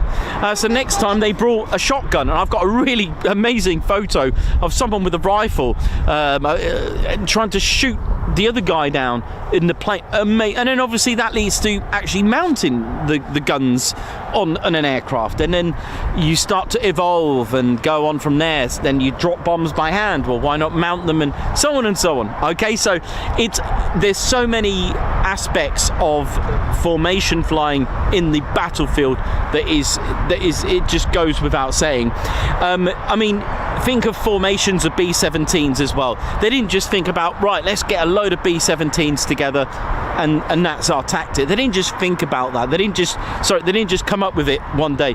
It's an evolution of tactics. You've got to remember the B-17 Flying Fortress was given that name because of it was a flying fortress named by a reporter, and Boeing were like, let's get a patent on that, we'll have that. It wasn't actually called the Boeing Flying Fortress, sorry, but there we go. So think about it, think how many guns are on that Flying Fortress, 10, 13, maybe not all 13 pointing at someone from the rear, but a good 10 will probably be pointing at you. And if they were water pistols or water guns or water jets, if you were a 109 trying to attack that, there was no way you'd be able to not get wet. And the discipline and flying in that formation, not to get out of your formation, was very, very crucial for the protection of the whole formation. You fall out of that formation, well, one, you're going to break the formation, and you're probably going to end up being attacked badly. They're going to easy pickings, shall we say. And of course that led on to the US Army Air Force coming up with their tailcode system, because they thought that is a really good way to get us all in formation properly. So think about that as an evolution. So, and yet we see in displays at aerobatics teams how crucial and accurate, and even the takeoffs in pairs, triples, etc. that is used on the battlefield, is to get up as many aircraft as quickly as possible. So if you could send 3 in one go, one, you haven't got that kind of like the turbulence, the wake turbulence, shall we call it, or if there's real bad cloud cover coming and you need to get those aircraft up, send them all at once. And that was the way. So when you look at displays, when you look at aerobatics teams, think about the significance of what they played in on the battlefield through time and evolution. Because even the Vic formation, we see that at air shows quite a lot, the diamond formation, all these kind of formations that are practiced for air displays for our enjoyment are actually a major part of military tactics. So we're going to go deep into Reims in France, because one of the very first air shows, if not the first air show, was actually in 1909, and we also had the RAF's pageant with 32 Squadron, which was held in 1920. The history of formation flying has been around for 116 or so years, 116, 117, and the first team, the first of these were actually staged in 1920 in Britain, and one of the last in 1937. A lot of this was evolved from Hendon, and in the following year there was the Munich crisis as well, and rearmament and the gathering of war clouds really brought to an end of some of these annual events. When war came, there was no more air shows, but the critical part is that bit in between. Luckily there was air shows in the interwar period. Why does that matter? Because people were learning to fly, because you're then amongst a war and you don't have anyone flying. Can you imagine the disasters of trying to train? And that was a real bad thing for the Luftwaffe towards the end of the war. They were losing air superiority. They couldn't train enough airmen quick enough, so they just rushed it. And there was a lot of the deaths and crashes from trying to strafe Allied ground that was gained at airfields was actually done to so many mistakes. Ed Cottrell, in one of his videos, said about a story about I think it was, I can't remember if it was St. Trond in Belgium or if it was Cambrai. It would have been St. Trond because that came later. I'm sure it was at St. Trond in Belgium where the Luftwaffe, we're talking about early sort of January, February 1945, or was it December 44? It was the last few months. It could have been December of 44, and that they were just making mistakes after mistakes. It was horrendous. In fact, when they went to go and strafe and ended up crashing on the ground, it was so many errors, and that was all due to inexperience. And yet we have the interwar period, which is so crucial, really, really crucial for that. So aerial skills, learning all these skills. I mean, if you've seen, is it, do you know, I can never get this right, even though it's such a film I've watched loads of times. Reach for the Stars, with a story about Douglas Bader, or Bader, if you've watched that film, you know what I mean. Again, I know he tried to show off, but the skills involved was really a good attribute to how one, it was his character anyway, which got him how he was and got him out, but and in trying to escape. But the idea of developing a skill and doing all these maneuvers, the loops, the turns, it helped for me from what I've read, definitely. And during 1920 we had 5 Sopwith night fighters from the Central Flying Schools that they were flying inverted. Even one thing trying to learn to get and pioneer aviation, now we're getting aircraft going inverted. That's amazing when you think about that. 1926 there was 9 Siskin fighters. Reach for the Sky. Did I get that right? Or was it Reach for the Stars? I don't know why I get that film wrong all the time. Reach for the Sky, not Reach for the Stars. Don't know why. Must be a saying, but sorry about that. 41 Squadron with 9 Siskin fighters in 1926. They performed aerobatics to music. Now, that might seem, because I've heard this I see this on comments, and I hear in the background, oh no, music. And it's like, you got to remember, it's not a modern thing, it's actually an old thing. 1926, that is impressive. So such as that, formation displays came quite common through their range of manoeuvres, and they fell far short of modern aircraft can undertake. And during the 1936 displays, there was 3 Gloucester Gauntlet biplane fighters of 19 Squadron performed close formation aerobatics with their wings tied together with using a breakable cord. I saw that last year at, where was that, Shuttleworth, if you've been there. So then there was 1938, we had the Empire Air Day, and biplanes again performing to music. So this was quite a trend. So the Hendon air displays during the interwar years were a huge success on so many levels. So it kept the RAF in the public eye as well, and they helped, thank you for the 1,000 likes, and they helped ensure that the service enjoyed a powerful and supportive air lobby both in the country and in Parliament as well, and they generate a pool of air enthusiasts as well. And the huge goodwill created between those wars it was amazing. So people experience flight, okay, and that's exactly what every single aerobatics team does. Recruits, inspires, and they learn. Discipline after discipline. Aerobatics is a far more different skill. I'm not saying it's harder, I'm not saying it's easier. Very different. Take a Typhoon display that we're going to hopefully see soon. There's only so much you can do with a single aircraft, but then you've got formation.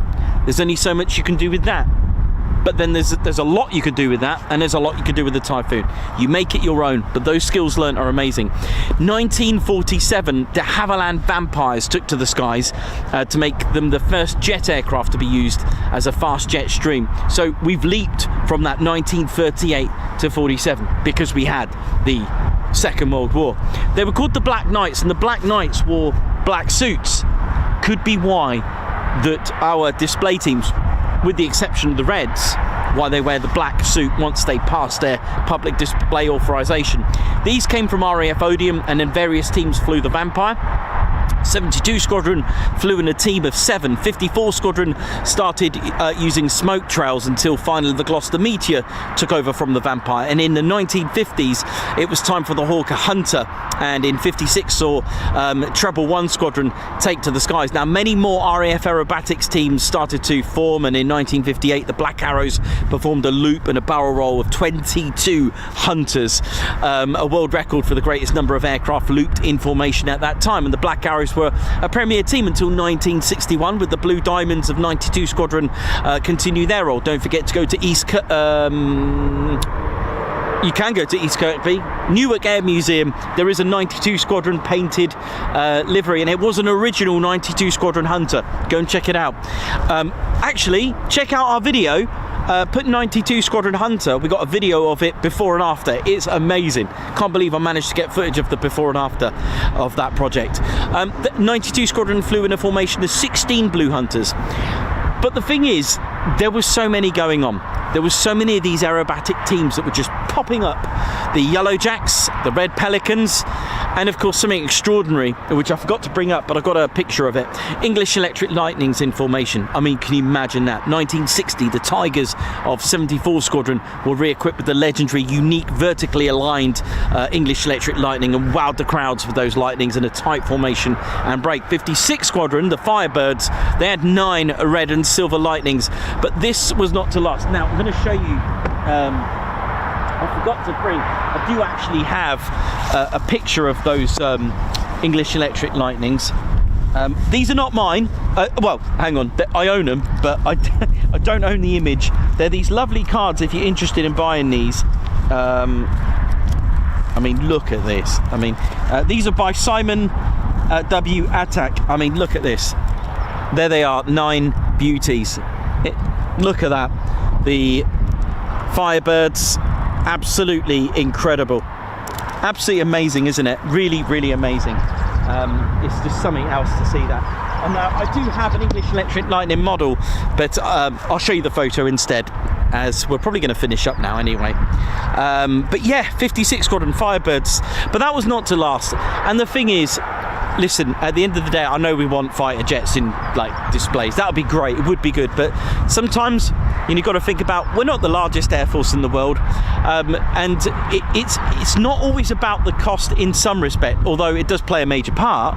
But you're also taking away all the crew, taking a frontline aircraft, combat aircraft, out of its original role. You're then taking the crew and the pilot out of that original role, which is why they probably just get 3 years with the Reds, and that's it, so they can go back to their frontline roles. So you've got to think about it. It wasn't to last. And the thing is, it was the Air Ministry were kind of thinking, hang on a minute, I think we're kind of moving away, and the RAF were thinking about, we're making too many teams here that were kind of taking away the idea. So that was eventually, scrapped, and the idea was to have one team, one aerobatics team. I'll just get you this little wide shot. I'm just going to get you a little wide shot of this. It'd be quite nice to get a nice wide shot. So yeah, they put together an amalgamation of RAF teams. They basically wanted one premier team all the way in Wales. Flight Lieutenant Lee Jones, call sign Yellow Jack. They had an aerobatics team, the Yellow Jacks, and what they did, they basically, oh hello, whoa, close there now. What they did, they basically amalgamated all the teams. Now, there's our little yellow fallen Nat. Look at that. Okay, so they got the name, they got the aircraft from the Yellow Jacks. Okay, they got the red from the Red Pelicans and the arrows from the Black Arrows, and in tribute to the Black Arrows and in tribute to all of them, they said, why don't we call it the Red Arrows, because yellow is not as good looking, no offense, in grey skies to red. They thought red was a lot more safe, or shall we say a lot more pleasing to the eye. It's a lot more pleasing. So this was our little fallen Nat jet trainer. Look at it. Let's have a little look. As though, and 1964, Little Rissington, the Red Arrows were formed, the Royal Air Force Aerobatic Team. That was the official name. Thanks. There we go. And there's our Flt Lt. What an absolute view. Look at it. Oh, hello. Oh, gosh. I think we've got the reds. I think the reds are going up in a minute. I don't know how long we've got. Yeah, Little Rissington. And they used the Flt Lt until 19... hang on a minute. Actually, before I tell you that, they were flying the Flt Lt. And the Red Arrows, can I just say, because I keep forgetting to tell you this, they were actually a 7 ship, first of all. 7 of them, not 9. It was only in mid-1966 that they thought, hey, hang on a minute, we're quite popular, let's go with 9. It was in 1974 that they actually switched to, sorry, 1979 that they switched to the Hawk. But the little Flt Lt there now, look at it. A beautiful little training aircraft it is there now. And it was powered by a Bristol Siddeley BOR2 Orpheus 701 turbojet engine, 4,705 pounds of thrust, 695 miles per hour, so it's very, very quick, very quick. And there we go. In 1979, switched to the Hawk, as we know. Switched to this beauty. Ta-da! There we go, a little bit of history. I've got a bad feeling, in a good way, I think I don't have long before I need to scarper. And I think we may have some reds going out in a minute.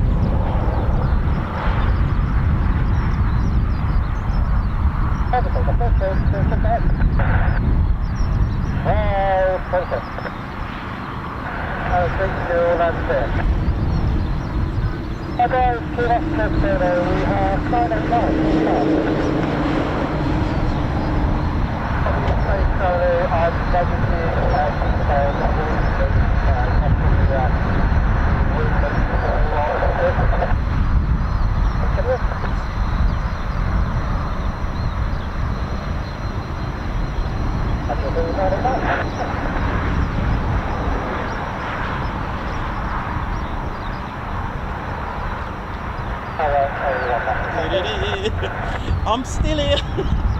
Oh dear.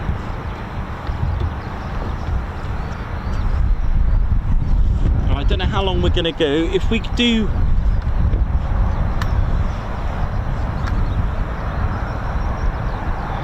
like 15 minutes.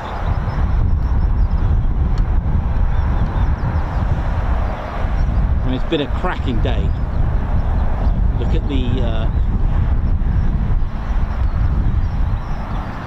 at the hand signals coming up.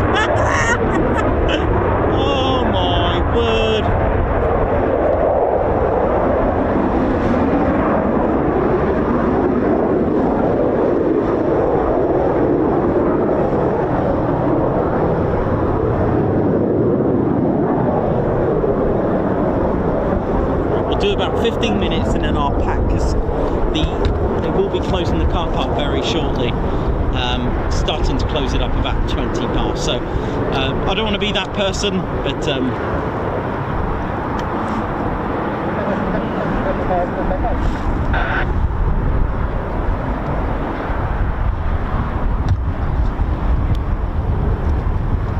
of it up. I've actually packed most of it up already, so not let me know.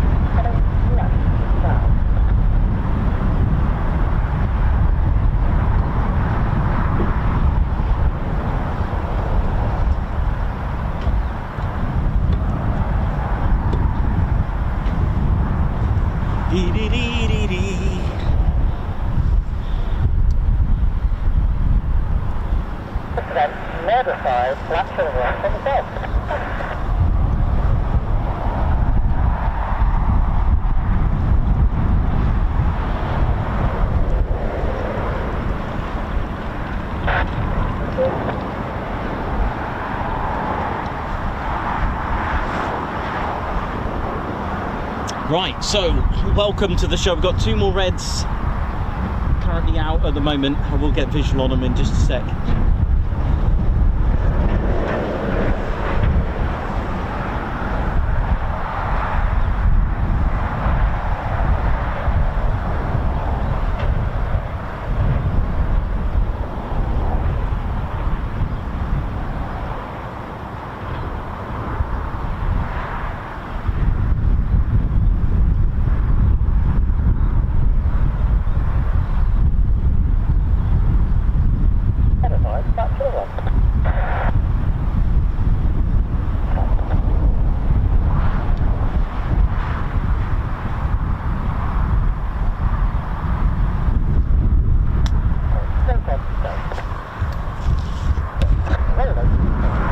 we go.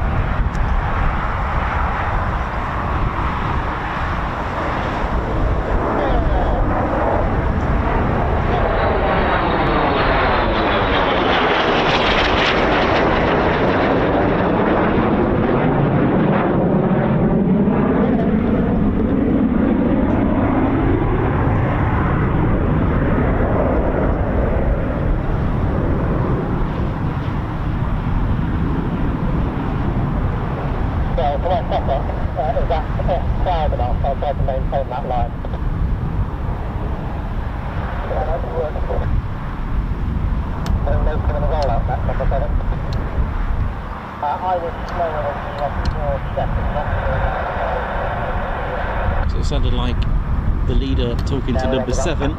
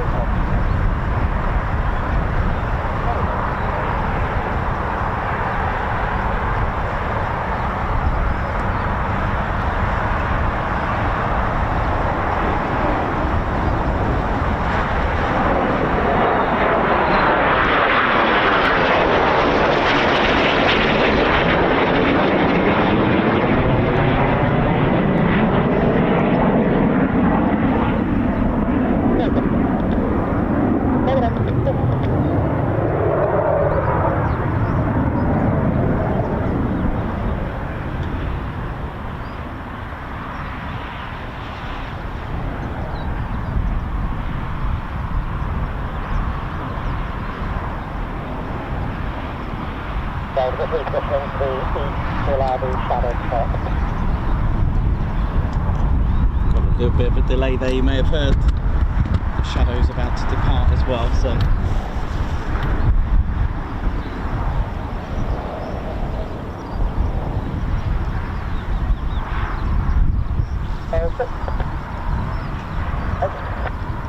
Over studio right, position to the east to let the shadow out.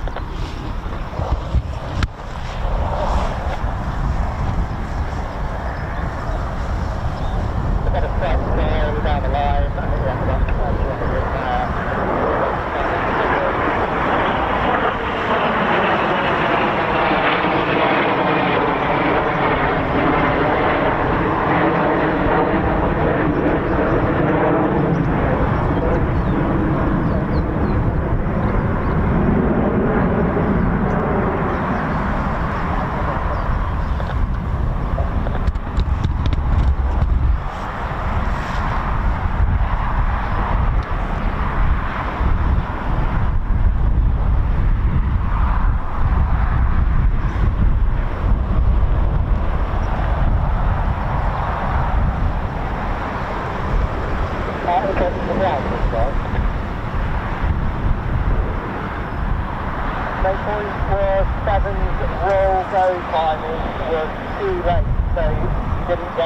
So thanks to Super Cooper for 24 months milestone. Thank you so much. Mark Tarrant, thank you so much as well for your super. Gary as well, thanks for your super, who's put hello Team Red, give us a wave. Sylvia King with 23 months membership, so pleased I'm here today. Margot, thanks for the super as well.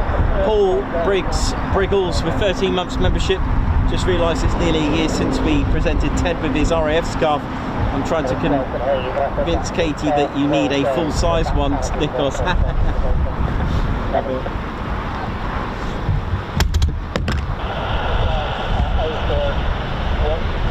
So we've got about 3 minutes left of our time here, so enjoy. About to do shout outs.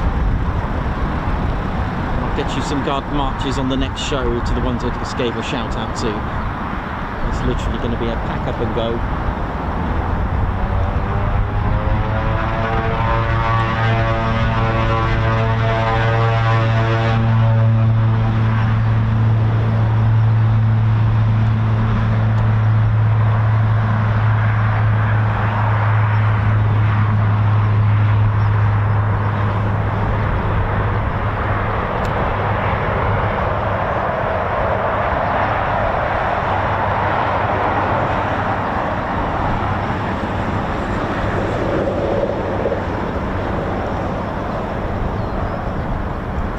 Find the Reds wherever they've gone.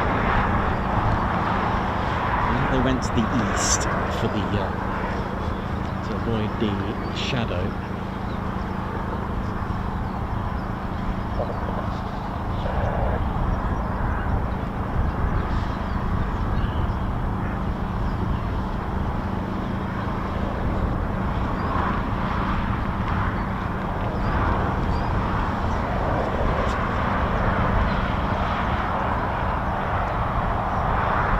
Welcome, and I hope you all enjoyed today. It's been absolutely incredible, it really is, and we're lucky we got another sortie as well from the Reds, which is also awesome.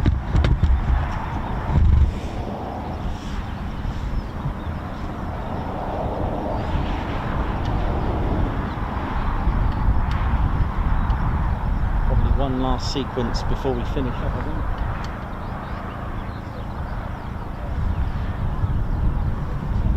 I've got a visual. They're at my 6 right now. That lovely light now over there.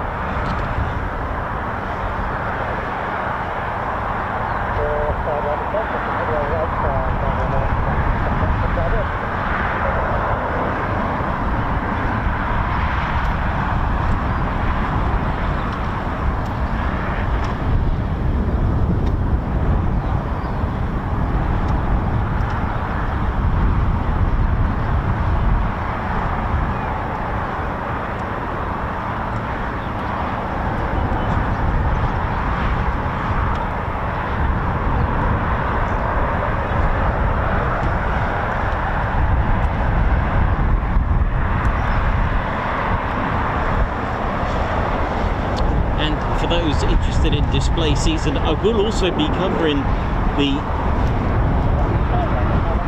tutor display as well, where possible.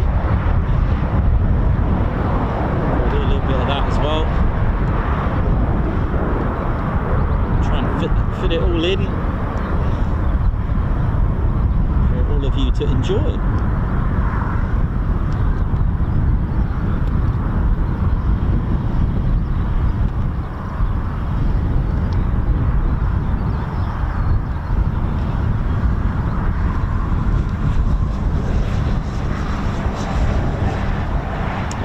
Possibly our last sequence before we pack up.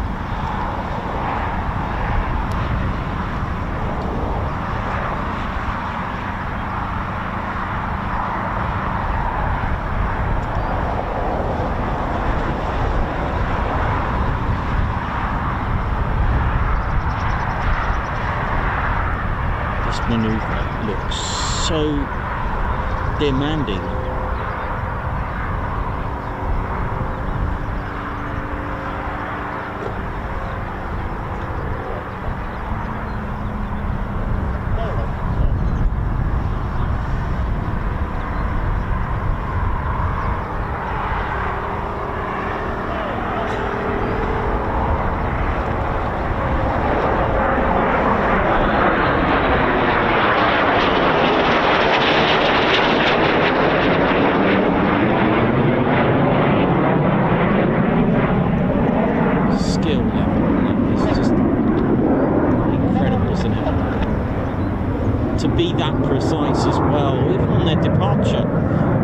About the Reds is just precision.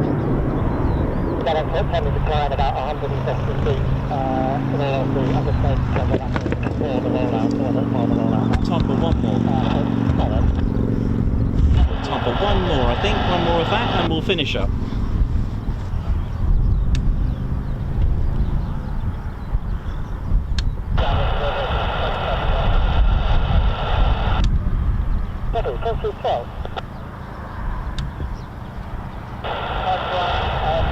Dental Hughes, thanks for joining us as well. Dave Earl, Bat Purple, Remco, Margot, Val Lissy, Alan Q, Alex Blackjack, Alex Raven, Scott Evans. Welcome to the show, and thank you Williams, Davey, Aryan, Dieter, Michael Woodringe. Spanner Flight, how you all doing? Hope you're all good as well. Simon Watchon, Blocks, Davey, Margot, Ellie J Approach. I'm just scrolling through, see who's on here. Spanner Flight, if you're on, give us a oi oi quickly. I'll be sure to name you in person. Right, last one, here we go, I think. And also Daniel Roberts, how you doing? Doctor, how you doing? Hope you're good. I did get your email, Daniel. Forgot to email back, I'm really sorry. Summer Watch on Margot Blocks, oi oi to you. Alright, here we go. Another run. Red Arrow style.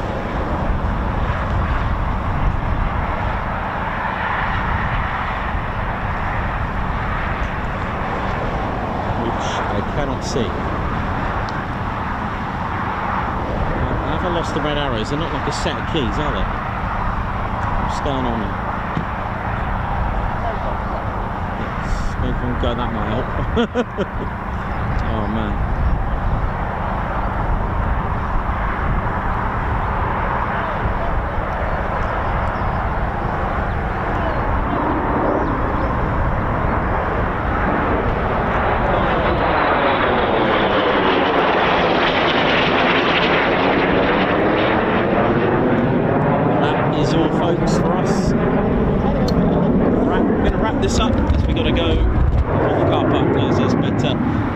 Very much everyone that's tuned in, and I hope you've enjoyed it. My name's Nikos, I've been your cameraman, historian and commentator. It's been absolutely incredible, really has, and thank you all of you, and big thank you to the Wave as well. Thank you to Ems, John, thank you very much as well, and I hope you've enjoyed it. RAF Waddington, thank you very much, and of course the Royal Air Force Aerobatics team, big salute, and all our friends and viewers and family and our community, thank you.